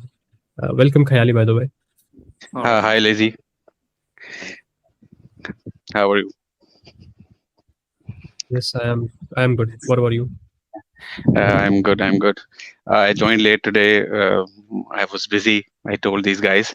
So I think Mahdin has actually addressed. I was about to say the same, that the argument that we are specifically dealing with today, and since we are discussing the design argument, and particularly the analogy which is being used by theists. So in that regards, your argument, the argument that you're employing is primarily the cosmological argument. So that isn't that, since we are dealing with the design argument today. So that is why we could discuss that separately. How the cosmological argument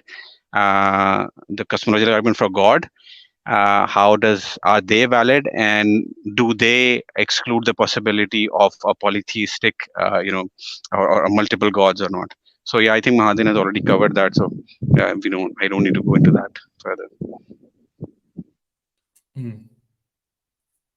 Right, Lazy, one more thing. I think probably we have in the past probably dealt with some part of contingency as well, right? So there are of course argument against all those things, as Martin said, right?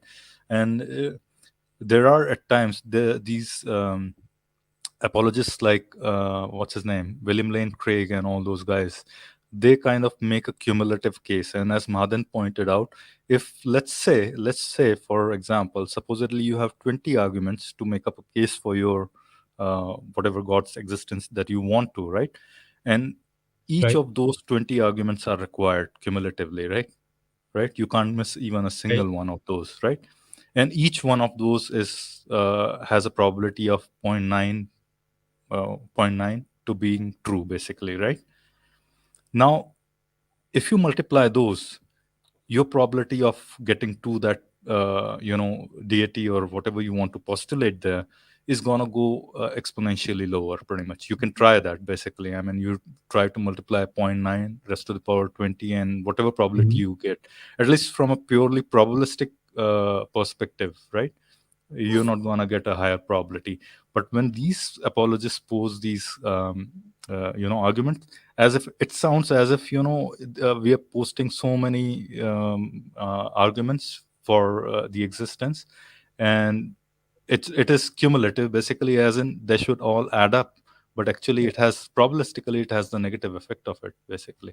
That's the fault I'm trying to paint, because not Uh, too many people are usually realize that, basically. Mhm. Sorry, Philo. So Hmm. I'm not sure if I was part of that stream in which this particular approach of dealing with this argument was discussed. But I have a problem. Maybe I couldn't understand what you were trying to say.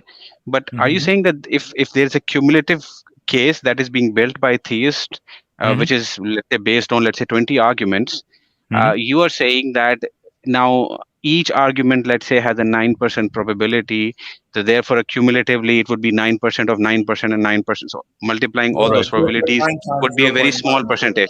But I right, don't right. think 90, that would be 90, the right. 90%, 90%, 90%. Yeah, nine I would percent. say Yeah, yeah. Or let's say it's 90. 9%. Oh, sorry, you said 0.9. Okay, so 90 of I'm 90%. saying So it point would 0.9 reduce the probability. probability. Yeah. Right, Point right. 0.9 Got it. times 0.9, so you get 1.8, Exactly, yeah, exactly. exactly. So But zero point the 0.9 times zero question. point 0.9 is 0.81, and Exactly. again, yeah. No, but So let's say address this mhm, from a theistic perspective. Yeah, sorry, 0.81. I don't know Uh, why I say 1.8. I'm yeah, thinking that times two. I did times two instead of 9 times 9. right. yeah, Million, but God. No, it's yeah, gonna keep, Madan, it's gonna keep lowering as you multiply Yeah, so more and exactly. more exactly. of zero point More 0.9. you are. Exactly, yeah. Exactly. But my concern with that approach is, for example, I'll take the analogy. Of course, we are dealing with analogies today, but so let me use an analogy to explain probably where you might be wrong, if I understood you correctly. So let's say an officer or an investigative officer who's trying to identify a particular murderer. Now, since based on my investigations, I find out that this particular person was, let's say, person A was around the murder scene on that day. Let's say a person, I see another evidence that a person saw him near that house, and similarly I have many different pieces of evidence, all of which point towards the same conclusion that this Mr. A is the But, murderer. Now, but I individually, wouldn't. individually, those pieces of evidence can't work on So its own. Yeah, It has to there is exactly. your Individually, thinking, they won't. But yeah. your individually they thinking is won't. But right. you wouldn't say that, since the probability of each happening is going to multiply with each other. That is not going to happen. You're going to add up those probabilities, and you're going to say that all of these probabilities are building up a case for me, that now I am more convinced that yes, this person, Mr. A, is indeed the murderer. So if that is the approach that theists are taking, then I wouldn't agree with your approach. Yeah, You I wouldn't agree. multiply the probabilities, you will add those probabilities, Right, and I agree to those your point. probabilities would add up to somewhere less than 100%, but according to them it approaches 100%. Right. No, I agree to your point. So there are two things happening here, right? I mean, maybe two or one. Just let me try to respond to it. So there is a problem of exclusivity. If those events are mutually exclusive, then what you're saying is perfectly right. But if those events are not mutually exclusive, then what I'm saying is right. You see the point I'm trying to make here. If these are interdependent, then what I'm saying, you need to multiply the probabilities. But if they are independent evidences, basically, right? If you have 20 different witnesses, they are independent witnesses, right? They are not depending on each other. But if you have 20 witnesses from which one told the other one told the third one told the fourth one, they are mutually dependent, right? Then what I'm saying is right. You see the point I'm trying to make there. Then even then I think the mathematics that you're using isn't correct, but Yeah, maybe the because conclusion that you're drawing is correct. the The thing is, mathematics isn't correct. the thing is, You're then using the Bayesian logic probably, but that is not Right. how the mathematics would work, right? The probability No, mathematics I mean wouldn't work that way in this it is particular quite case. possible. It is quite possible. I mean, see, that's what I'm saying. It's not a proper mathematics, but I'm saying that you make a particular case, and then if that is dependent on some other case, and that is dependent, I mean, what I'm applying might be questioned pretty much, right? But I'm saying if they are dependent on each other, if they are all independent pieces of evidences, then what you're saying, maybe you will add the probabilities, right? Yes, for sure. If let's say there are let's say 10 arguments, and the nine arguments all depend on the first argument to be true, then if then of course if the probabilities wouldn't add up. Simply, that is not how it will work, because all of those will only be true given that the first is true. So that is how the Right. Bayesian probability or the formula would work, right? So yeah, Right, that is right, how right. we see That's what I'm it in using, that. the Bayesian Okay. formula, right? Yeah, but Basically. the Okay. the question that I had in analogy to that, so my question would be, we are not trying to base one argument, 10 arguments on one argument's back. Instead, what we're trying to do is we have a point to prove, let's say, existence of God. So we're going to prove that God is non-physical with one argument. We're going to prove that he's omnipotent with another argument. We're going to prove that he has, let's say, he's all-knowing from the fourth argument. From the fifth argument, we're going to prove that he was timeless. So you see, these different arguments just describe the different attributes of that single existence of the single And they're all being. independently being proven, right? Yes, and And because they're we all are being going proven to provide independently, some or at deductive least the arguments. attempt is So that. that's not a cumulative case. yes, That's not a Yeah. cumulative case, right? That's not a cumulative case. yeah, I agree. But it's a cumulative case for a specific God that they are trying to prove, right? So they'd say No, that. but in this case, again, probabilities won't be added. That's what I'm saying. Probabilities Oh won't be added. that wouldn't be the case. The probabilities wouldn't add up in that case. In fact, the probabilities, since if they're using a deductive logic, then the probabilities wouldn't even matter, because if they are saying that this is the only possibility, then according to them, each argument is proving that particular attribute 100%. I mean, absolutely. So it's just each of those arguments is just proving a specific attribute, and then probability isn't being involved at all then.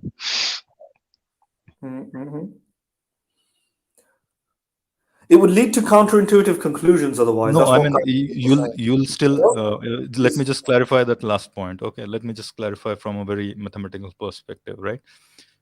That those probabilities will still need to be multiplied, and I'll tell you why. Because you are positing a particular God with a particular omnipotence, particular whatever attributes, and you're saying I have a probability of this particular attribute to being 0.8, 0.9, or point whatever. Whenever you construct the whole picture of that deity or that God or whatever entity you're positing, you'll have to have this particular entity having all those properties is going to be 0.9 multiplied by 0.8 multiplied by point whatever you got through those attributes you got through those individual arguments, basically. And that probability will entail exactly what probability of that God or that entity existing has to be, basically. You see the point I'm trying to But make? what if we deduce? Yes, Yeah, what if we exactly. deduce and we I mean, don't have probabilistic probabilistic, model? yeah. Instead, we get a certain model. Certain model, yeah. Certainly, God has exactly infinite amount of knowledge. Certainly, God is omnipotent. Certainly, God No, is then in you're fact talking about probability equals to non-physical. 1, right? Then you'll multiply those 1 probabilities, right? Yeah, so it's going Right. to say Yeah. one Yeah. at So the end. you'll multiply it 1 by 1, multiplied by 1 by 1, But whatever you could prove to the. So if you are dealing with certainties, then you have a probability of 1, right? Right. Yeah. Right. So multiply one by one, whatever. Then you have proved it. There's no question. The principle that I'm talking about still holds. Okay. Okay. But yeah, just the simple question then would be that, or my point would be that I don't think theists are generally. You could recall probably.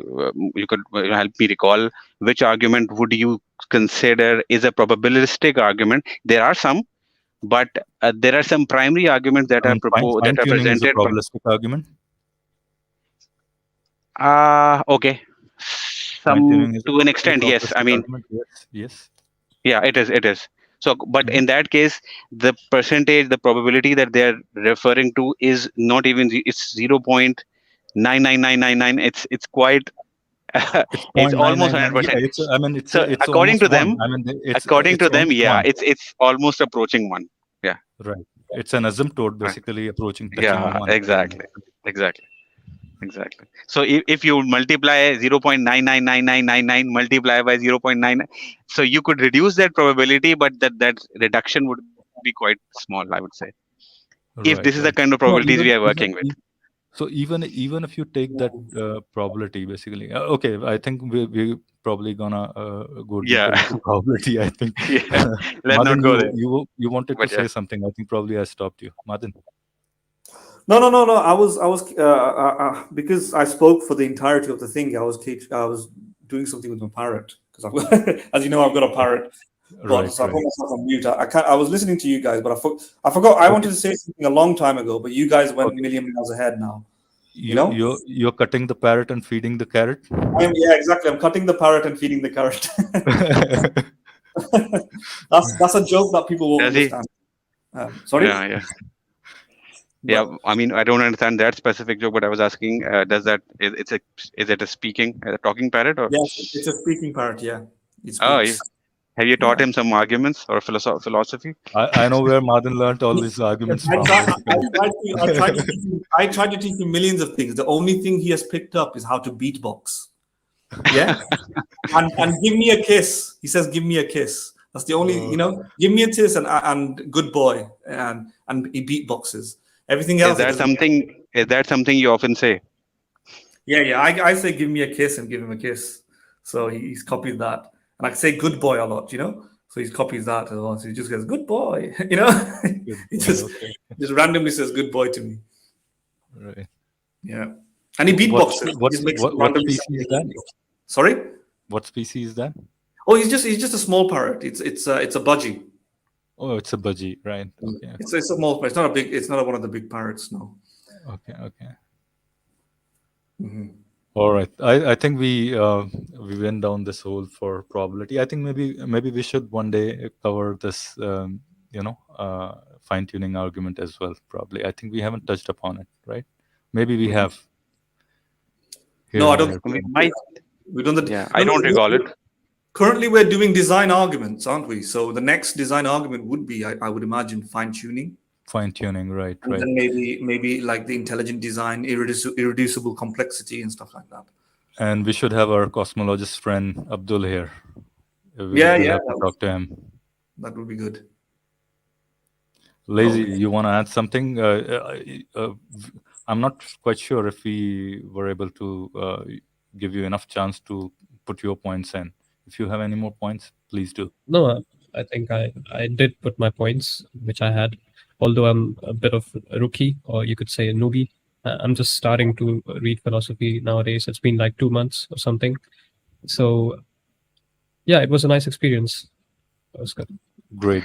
Uh, uh, Sorry, Khali. are you the youngest member of your heated debate team? Who's that 18-year-old guy? No. I am Who's that? 18, but I'm not the youngest one. Okay, so there are younger people in your team. Yes, there are. Okay. What do you study, Lazy? So you said you're 18, right? So I take it you're Yeah, still at university? Yes, I'm in second year of university. I'm studying computer science. All right. Okay. I didn't expect you to be that young. I thought you might be in your 20s, but 18 is pretty young. Yeah. So you're the youngest person maybe that you are that's been on our stream, I think. Right, I think so. And yeah, you're doing a good job, mate. Yeah. Good Thank luck you. to you Thank with you. your studies as well as, yeah, make sure that you, I mean, I don't want to appear to be preachy here, but I would hope that you understand that you focus on your studies more than this thing, right? I think Yes, I do you try to do that. Philo, you can be based on your age. And Philo is the oldest member on the stream. Who have ever graced any stream in the Yes, history of humanity. just turned 17, right? Yeah. I think Saeed Bhai might have been the oldest. I think Said maybe. Bhai is like a veteran. He's already has one. Said Bhai is probably already listening. Saeed, why don't you come on for old time's sake? Maybe. Yeah, Khali was, Saeed just longing to talk to you. omnipresent. Wherever I go, I just find Saeed. Saeed, if you're watching, come on, fire away. I know you've got something up your sleeve. I want to hear it.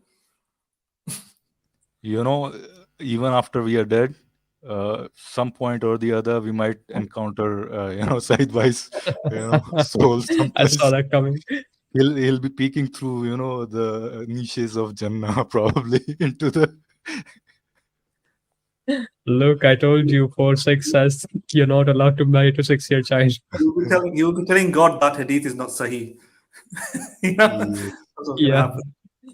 No, I think I saw Said Bhai in some other stream, and he had a meltdown regarding some, I think he had a serious disagreement with Prophet Muhammad, pretty much, right? So I'm not sure how that is possible, but What? I'm not sure. I mean, he could have. he said Prophet Muhammad is wrong, right? I mean, when you can say that, I mean, pretty much you can reject the whole Quran, right? That's the only point you could Are you say that, pretty much, right? are you sure he Oh, wasn't I speaking think, hypothetically? Given this is the yeah, case, he might have exactly. said that if this is true, then yes, he's wrong.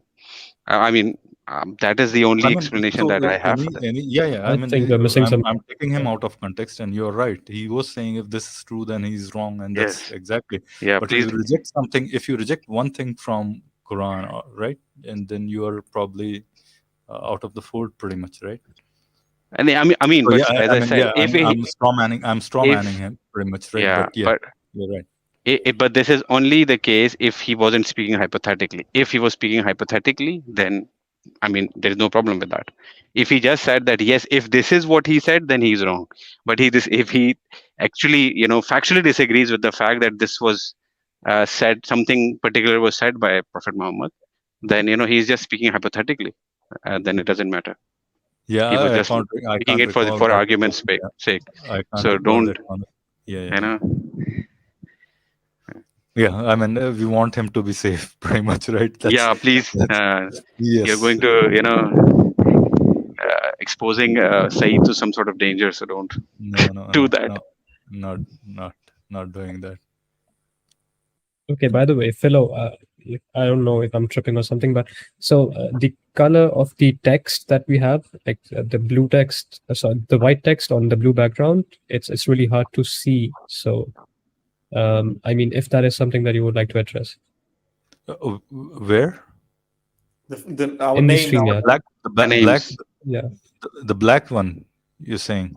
No, the white font on the blue background, or the whichever background is bluish background. The name on our so thumbnails, you're saying, right? Yes. Okay. I'll change those, right? Definitely. Yeah, I need to work Thank on you. those. Yeah. We need to redo the thumbnails, pretty much. Do you know someone who's willing to help? Guys, somebody. Maybe we could have. I don't think it's really thumbnail. I think the template or something. I don't know what it's called in the StreamYard settings, but the place where our name is written, right? Lazy Philosophia. Oh, you're talking about that, the not the place where our thumbnail, name is. right? Lazy. It's Yeah, not. no, not the thumbnail. Thumbnail looks cool. Black. It's a blue background with black writing. Is that what you're not seeing? Yeah, it's a black. No, right? actually, I'm Blue and black. seeing white. Okay, wait. I think I have some. Okay, I guess there's something wrong with my settings. Let me check it out. All right. I was gonna say maybe it's your eyesight as well, because it might be that you're No, colorblind. yeah, might be. I want you to be the Wait, first one. who is colorblind with black and white being I don't know. like? Yeah, that's. It's I not have even not heard funny. of that. whose green is the true green? Basically, that's the question. Yeah. Forever, for eternity, pretty much, right? Yeah. Or is your green my green? Yeah. I mean, Is your green my green? Okay. Turns out I had an extension on that turns all white into black and black into white for dark Right. mode. Right. yeah, I just checked the YouTube stream. It's the same blue background and black names. Hmm. Right. Right. Was- It's was from looking my good, side. right? It's looking good. Yeah. Yeah, I thought you were talking about the thumbnails, and that's why I was wondering where do you have? And I thought maybe there in some of the thumbnails where there is blue background, maybe white doesn't make sense. And No. The thumbnail is cool. I just checked your thumbnail out. It's really good. great. So, how did great. you like our stream, Lazy? I mean, was it a bit too overcomplicated? Do you think it was easy to digest? Do you think it was too boring? Whatever. I think You have. Go I ahead. think whatever I might say, it's gonna be wrong because if I say it was easy to digest, then it would be like, oh, an 18-year-old who just started reading philosophy, it's easy to digest for him. If I say it was too hard to comprehend, it would just show that I'm No, a you fool. can be honest about Okay, it. so no, I think, I mean, We'll be yeah, okay let's with be it. honest. yeah, yeah. Yeah, let's be honest. So the stream was really good. I think the only point that I was missing was I haven't read specifically about David Hume, and I know his name. I know about his belief system and all, but I haven't read him, so it was difficult for me to comprehend what exactly he meant or what was he responding to. And yeah, that's it. Right. If Other than you that, have, it was pretty good. yeah. I don't know if you have read, if you have listened to our first episode of David Hume. That's where we dealt in with the, design argument and objections by David Hume there. So if you listen to that, then probably this stream will make a lot more sense. Probably, I mean, I'm not saying that you Okay. didn't understand it already, but probably it'll be much easier to understand the arguments or the objections to those objections basically. And you mentioned initially that the title is really convoluted, probably. Yeah, yeah. The title is actually hard to understand. Yeah. What title do you give Philo? Because I can't see it. Okay, the title is Responses to Objections to David Hume's Objections to Design Argument. Wow, the simplest explanation works better. It's Occam's razor, simple explanations. it's Occam's razor. That's like the most complex explanation. It's like a maze.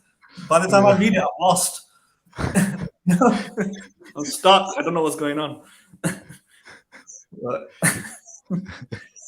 you must have been high when you talked about that. So I think you should probably rename it. We can think of a name. I'll just write David Hume. Dealing with criticism on David Hume's arguments. I think that's it. Right. Something like that. Philo, you turned full philosopher there. You went Right, full right. philosopher. That's who said that? I think Peter Singer said that. I think he was talking about his that argument for charity or whatever that was. He said my argument was so simplistic that people in France said that you are not. This is not philosophy. This is not how philosophy is done, pretty much, because Which they could argument was it? understand the argument. They could understand the argument. Yeah. That's how it should be, philosophy should be very simple. If you can make it simple, Right. Yeah. Right. Appeals to the masses, I guess. Right. All right. Anybody wants to add anything? Anybody wants to join? There are a few watching us. I think, Lazy, I'll whenever you get a chance, maybe it's a request from us, three of us. If you get a chance, maybe if you can, promote our channel, whatever way, we'll be really thankful to you. Are you there, Lazy? Yeah, come again. Sorry, I was just scrolling YouTube. Sorry. Yeah, come again. Right. I was saying, if it is possible for you to promote our channel on your channel, that'll be really awesome. We'll be really thankful to you. Yes. For some reason, sorry, go ahead. Yeah, no, I totally agree with you. I'm going to promote it, and I already did it once, but the problem was that I wasn't finding your exact channel name because I was in a rush that day. So I will just display your channel, and with that, I will provide the link. I think I did provide a link in last stream also. Okay. Yes, yes. Sorry, I was on mute. Yeah, thank you very much for that. I think you have at least some semblance of audience who listens to these, philosophical arguments at least, right? But otherwise, it's very hard to find people who love to or who like to listen to philosophical arguments in the subcontinent, right? And maybe what we need to do is water down these arguments, or maybe come in with more of Hindi, Urdu streams, or something like that, or maybe ask Madin to do a Bangla only stream or something like that. Madin, you Right. ready with Bangla only? Yeah, I don't know. It sounds like a lot. I don't know. Maybe I can do Bangla only. It sounds very, very weird to me because I don't know. I've never done philosophy in Bengali, and my Bangla only involves like 70-80% English words anyway. For words that I don't know, I just fill the gaps with English words. So Bangla only sounds like a mission. It's probably going to be harder than doing like a PhD or something. But I'll see. I'll see if I can do that. No, I was just teasing you with that. I know it's gonna be hard for you, but we'll have to find a way to connect to these audience who probably are still interested in certain at least superficial philosophical concepts, but they don't have that proper acumen with English language, basically, right? I mean, they might still understand English, but then dealing deeply with these philosophical terminology, probably they lose interest. Probably that's what my Yeah, I thinking mean, is. yeah, I mean, particularly when they are actually, so if particularly for people for whom this is a new subject, philosophy, for them, I think they might be more comfortable in their own language, the language that they, let's say, their mother language.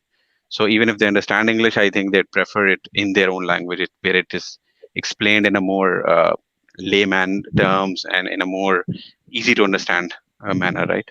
Without with least number of jargons. Yeah. Right, right. Agree. Let's see. Yeah, I mean, yeah, philosophy is something that probably, yeah, one of the least favored things. There, you'll rather see some drama in the streams rather than listening to something really Yeah, yeah. deep, right? Yeah, we're probably outcompeted by just mindless chaos, cat Right. videos, dogs, people farting, things like that, anything but thinking, right? Anything but this, like 5 minutes intellectual craft. torture, right? Yeah, No, and yeah, go I on. think I mean, we are also competing with people who sound intellectual, but their arguments have so many holes. And I think one of the videos that I shared with you today, I think for which probably we are going to make a reaction, that is one of those. I mean, so people who sound intellectual, and but are making terrible arguments, but the audience is just relying upon the confidence with which the argument is being presented, because most of the audience don't understand the argument, but since it conforms, or it's so in a way it is in their favor, in their favor of their worldview, they are just happy that if a person is presenting an argument in favor of their worldview with such confidence, well, that means my worldview is right. No matter, it doesn't matter whether I understand it or not. Mhm. I agree. I agree. And one of the problems, Khali, and I think probably all of us would agree here, people's primary objective is not finding the truth. I think people's primary objective, and maybe I'm wrong in asserting this, that their primary objective is to bolster their own deeply held Yeah. beliefs, pretty much, right? True. That is human nature, I guess. I mean, we are opposed to change, particularly of the worldviews which are deeply entrenched in our psyche, I would say, which has been, which is a part of, which has been, let's say, uh, instilled into us from our childhood, from our parents, everyone around us. So, I mean, it's very difficult to Part ways separate with those. Yeah. ourselves from the Right. world, from the worldview which has been within which we have been brought up. So I mean, I would say that I was such a person. I thought that there was a time when I was listening to. I thought I had arguments to You prove were a my big fan religion. of Zakir Naik, right? Yeah, because I thought I mean he was making good sense, maybe because I didn't delve too deep into the verses that he was mentioning. So I thought that I mean, the one important thing is also that once you are brought up in a certain worldview, you trust people who are actually within that worldview. So if a person from your worldview is stating something, you're generally inclined to trust that yes, he's speaking truth, and he isn't bending it. He's bending the truth or twisting the words. But that is what happens, when you actually look into it. That is where you find out the truth that they are actually just twisting the words, twisting the verses. So yeah, I guess that is also a part of it. And then, of course, our own inclination to conform with our culture and worldview of our parents and our surroundings. Right, right. Yeah, I mean, you're right. You're right about all those things. Happens to everybody. Yeah, I think just one point. Shall we, Martin? Shall we close this stream? Anybody else wants to join us? Maybe join us. Ask us a question if you have any. Not too many people are watching, as I see, but if you are there listening to it, I have the link uh, right there. You want to join? Talk to us. Ask any of us any question, or if you want to talk about the responses to the objections that we pose to David Hume's objections, right? I think the title is really complicated, as has been suggested to me by everybody in the panel. So I apologize for that. But yeah, I mean, if you want to ask any question about that, please do. If you want to ask about anything else about you know theology based or any other thing, welcome. If not, then probably we'll close the stream in maybe 5 minutes. Madin, Before you close, let me just say something on the back of what Kylie said, not to become too despondent or hopeless or demoralized by what he said, because it was kind of depressing, wasn't it? No, I'm just joking, Kylie. But what it's trying to say that people are going to be, I am joking, but people are going to stay in their clans and ideologies and not face the truth or leave it or depart. I mean, there's a tendency, and he's absolutely 100% correct. Tribalism as well, and there's lots of cognitive biases in our brain that prevents us from thinking critically. Confirmation bias is one of them. We look at evidence that supports our beliefs selectively with more amplification, more heightened regard, and dismiss the evidence or reinterpret the evidence against our beliefs, or not even look into it because of the confirmation bias, which is our known universal bias across all human beings and so on. So people might become despondent. And how do we open people's minds, unlock this having this unlocking formula, or how do we tap into their brains and enable them to deeply reflect and interrogate their beliefs and so on? And there's lots of evidence on this, actually. I just wanted to talk about it very quickly. We shouldn't become too hopeless about it, because I know there's things called the backfire effect, where if you overwhelm the person that you're trying to persuade with lots of facts and figures and evidence, they actually become more resistant to accept your belief, right? So again, that's another pessimistic sort of reality that we think that what's the point of debate? You're adding fuel to the fire, basically. Yeah. I'm adding fuel to the same fire that I'll extinguish in a second. I'll try to extinguish, So what's the point of this? Why am I me and Kylie and Philo and why are we talking about this on a stream if we can't open people's minds to different perspectives? Well, there is some other evidence showing that when you're persuading somebody, you find out what those deeply held beliefs are, right? And you try to give them an alternative version of that creates the same feeling. They are more open to the truth.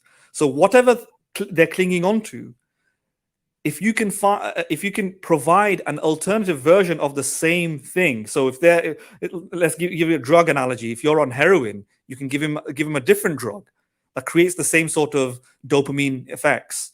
It's a bit like that. If you can get in a debate format, if somebody, for example, has a belief that they think their argument makes them a more moral person, then Excellent. yeah. Sorry. I'm saying excellent, Mahdin. I'm looking for my syringe right now.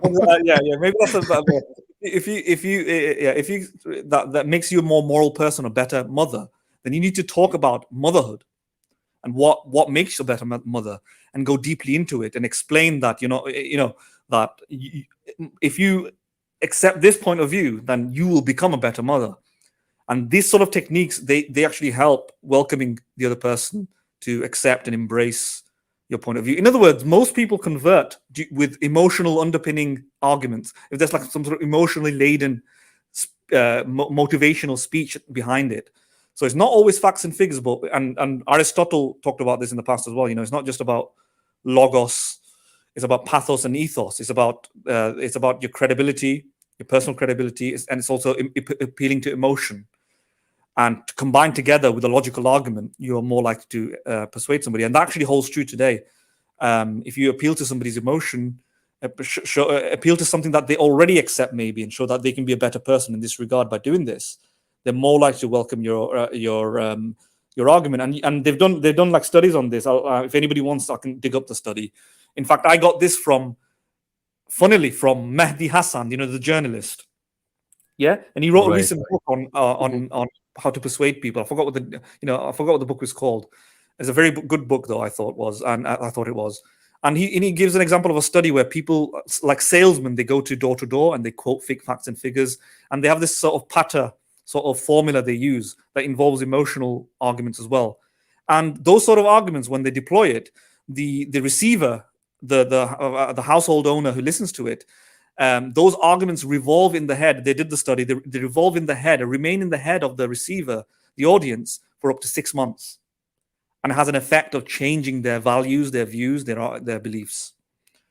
And this is about deeply seated beliefs. It gets harder when it's more deeply seated, more anchored in something deep and meaningful, like maybe like a religion or a god. But it can be done. So unlike the backfire effect, which kind of showed that the more data you produce, the more likely to create a wall of resistance. This shows that using a different methodology of emotion, motivational speeches, appealing to someone's ethical character, or giving them an alternative that they could rely on, whatever they're relying on with their belief system, giving them an alternative version of that, they're more likely to come to you.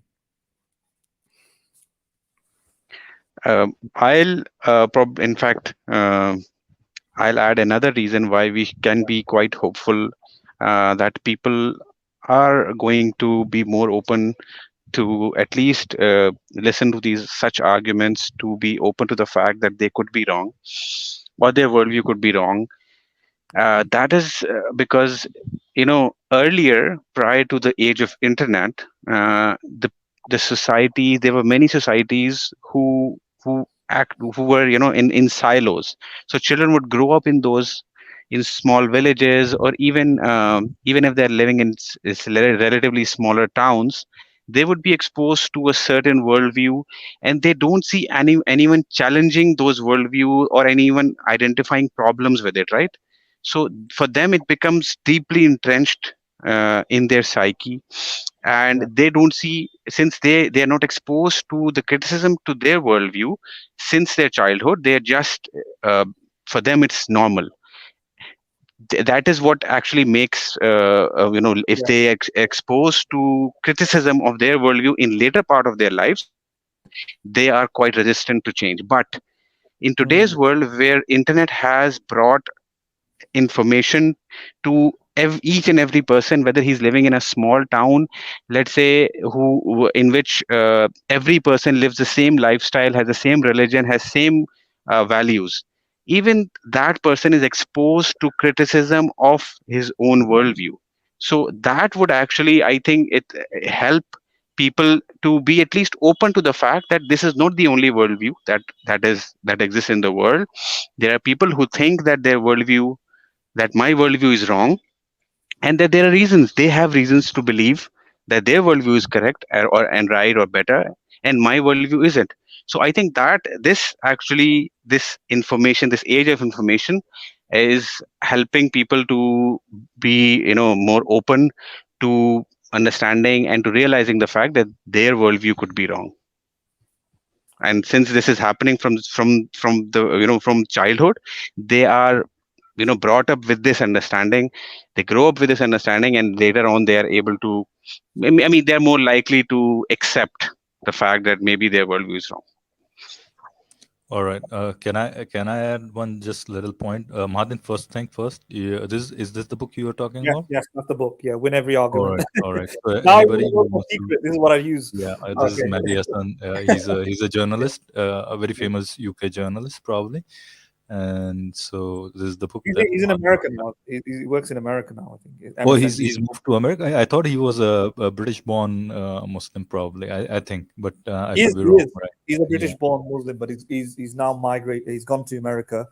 Okay. He's Okay. a citizen, and I think he works for MSNBC. All right, all right, all right. Yeah, yeah. I mean, he's a smart dude, no doubts about that. And I mean, yeah, I've enjoyed seeing him talking, even though I don't agree with him. But I find his way of talking very powerful. By the way, so yeah, that's a second thing that I wanted to say was that I do agree with both of you. Completely. I think maybe I might not have heard complete parts of you talking, but one point that I want to make, and maybe you guys agree or not, somehow what we do here is we make mostly a very persuasive, philosophical arguments, right? But there is a component, maybe there are only 2% of the people who are probably going to be really moved by these kind of arguments. And probably, Mahaden, you already mentioned, but what we need to also employ is maybe at times we need to bring these emotional arguments. I would say 90% of the people think through these things more so based on emotional arguments rather than just plain and simple deep philosophical arguments. At least remember the ex-Muslim girl whose video we did, right? The review video.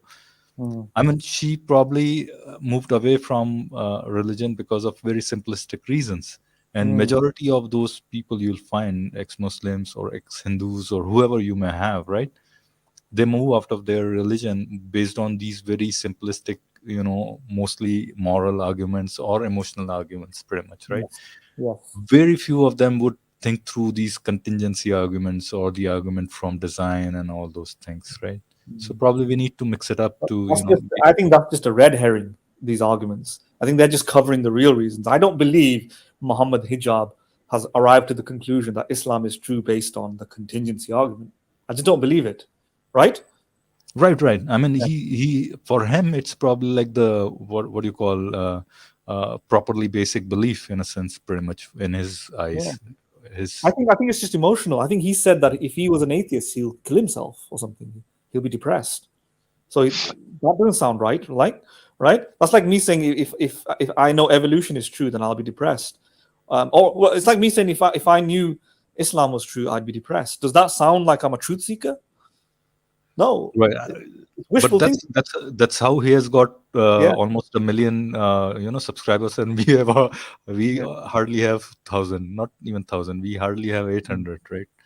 So that's probably the reason, right? He's bringing these emotive arguments pretty much, right? I don't know. I'm not saying that he's bringing just emotive. I think anybody who supports Islam to some extent, however bad the argument, if you are a persuasive speaker or look a bit strong, you will get lots of clicks. If I was saying everything that I'm saying right now, but I just said it in favor of Islam, yeah, they have the numbers. They have the numbers. You're right. You're right. Yeah, the audience will get back behind. I know that for a fact. Maybe if I just stood up on a podium and just said something, it'll go viral. That's how because they've got the numbers, and I think that's probably what's doing it. I don't think Hijab tries to make too many emotional arguments. He does try and make it sound rational and logical, try to give explanations.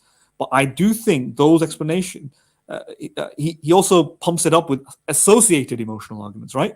Yes, like that helps his rhetoric. Indeed, that helps his rhetoric. But I think what I'm trying to say, I think the real reason that he's religious is due to happiness and sadness. He'll feel deflated at the realization that Islam is false. I think, based on his own self-admission, that he'll be depressed. If an atheist said something like that, you'd straight away think he's not a sincere truth seeker. If I went around saying that if I thought religion was true, I'd be depressed. Then you'd be like, you're not a critical thinker then. How can you be a critical thinker in this arena if you would be depressed by a conclusion? That obviously you have a bias, right? But yeah. So the point is, I agree. I agree. Callie, sorry, go ahead.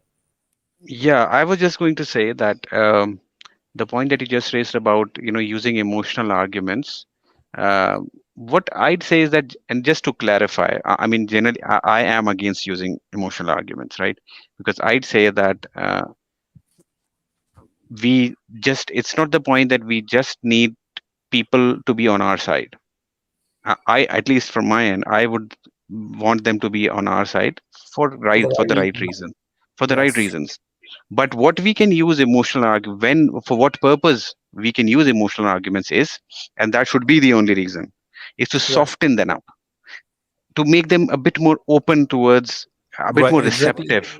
That's the exact just if that is the when I was saying, exactly, that's the so exact then it's sense fine. I was saying. That is the That only you have to rationale at least, that with which we should use these such arguments. Yes. Right. I mean, I'm not saying that you leave your rational arguments and these, arguments, but you have to at least get them to that point that they are willing to listen to these arguments. Unless until you give them these kind of emotional, punches. In a sense, I am probably using the punches in a wrong way, but you won't soften them up very much. Yeah, right? but just to clarify, emotional arguments doesn't mean the emotional fallacious arguments. Yeah, it doesn't mean not the fallacious. Yeah.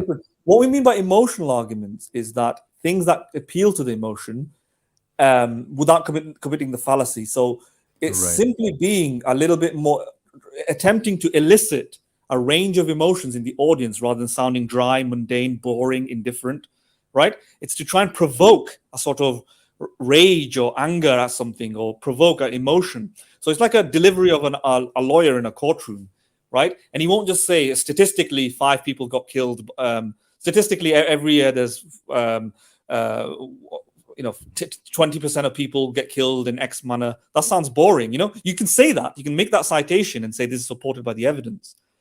But that might not convince everybody, because people sometimes don't even think in mathematical terms. Sometimes they don't think in statistical terms. They don't know what 25% of what is, how magnanimous that is, or how little that is. It's hard to explain. But then when you give an emotional argument, say Robert Charles last year, he was walking down the street and then a man came out with a knife, and without knowing, his life was taken away from him. He had 2 children.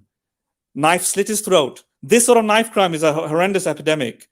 Yeah, 25% of people, that. Then you add the statistic. You get it. Now you've made an emotional. What you've done is you've kind of brought it down to anecdotal level where people can visualize it, the scenes. They can put themselves in the situation.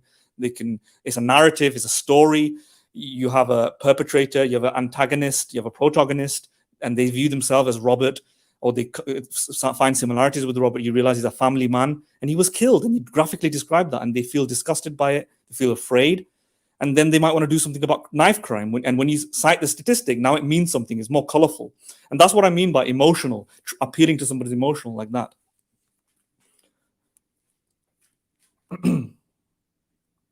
Hello. Yes. Okay. No, I wholeheartedly agree to your point. Yeah. I agree with that then. Yes, that's okay then.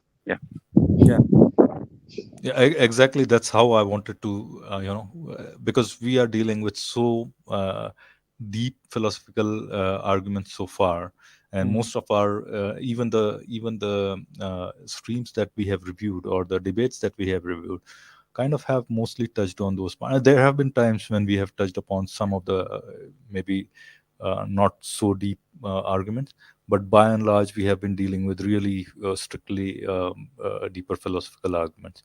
So maybe touch upon those subjects. Maybe let's talk, but let's see, we can talk about this later on after the stream, maybe, right?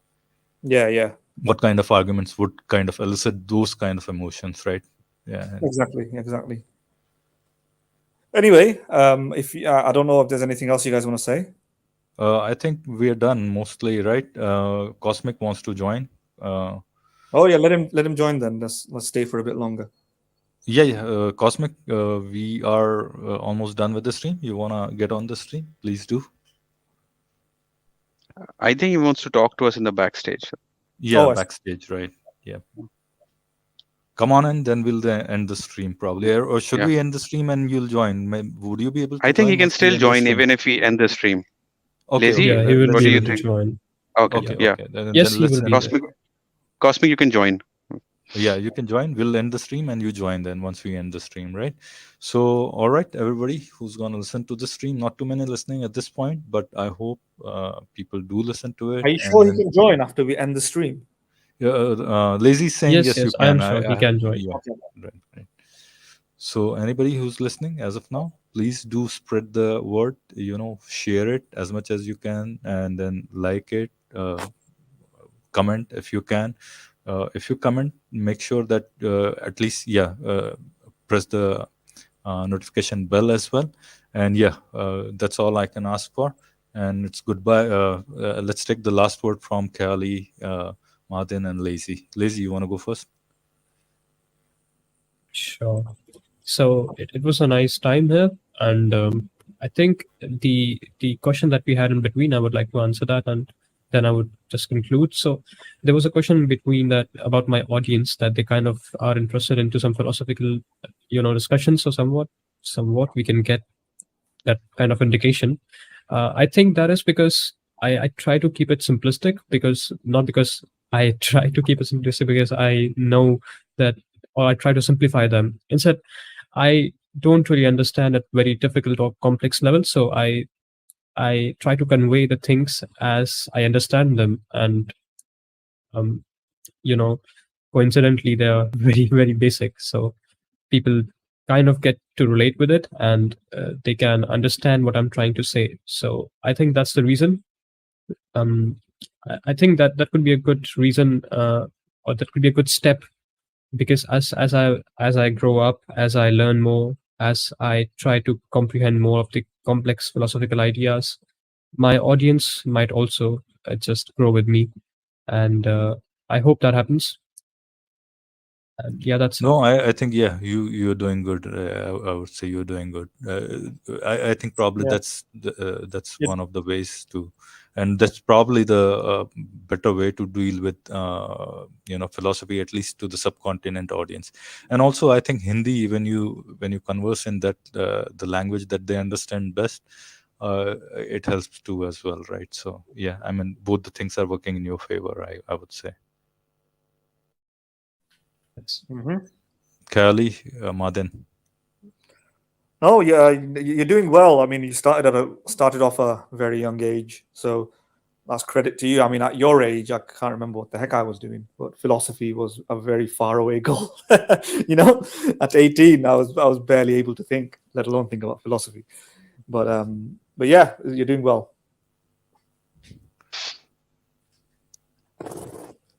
Kali. Yeah, it was a nice stream. I couldn't listen to the complete stream because I was busy, so I'm going to listen to the initial part of it. But yeah, as always, I enjoyed being a part of it. All right, Cosmic, you want to add something, or shall we close the stream? You have the last word.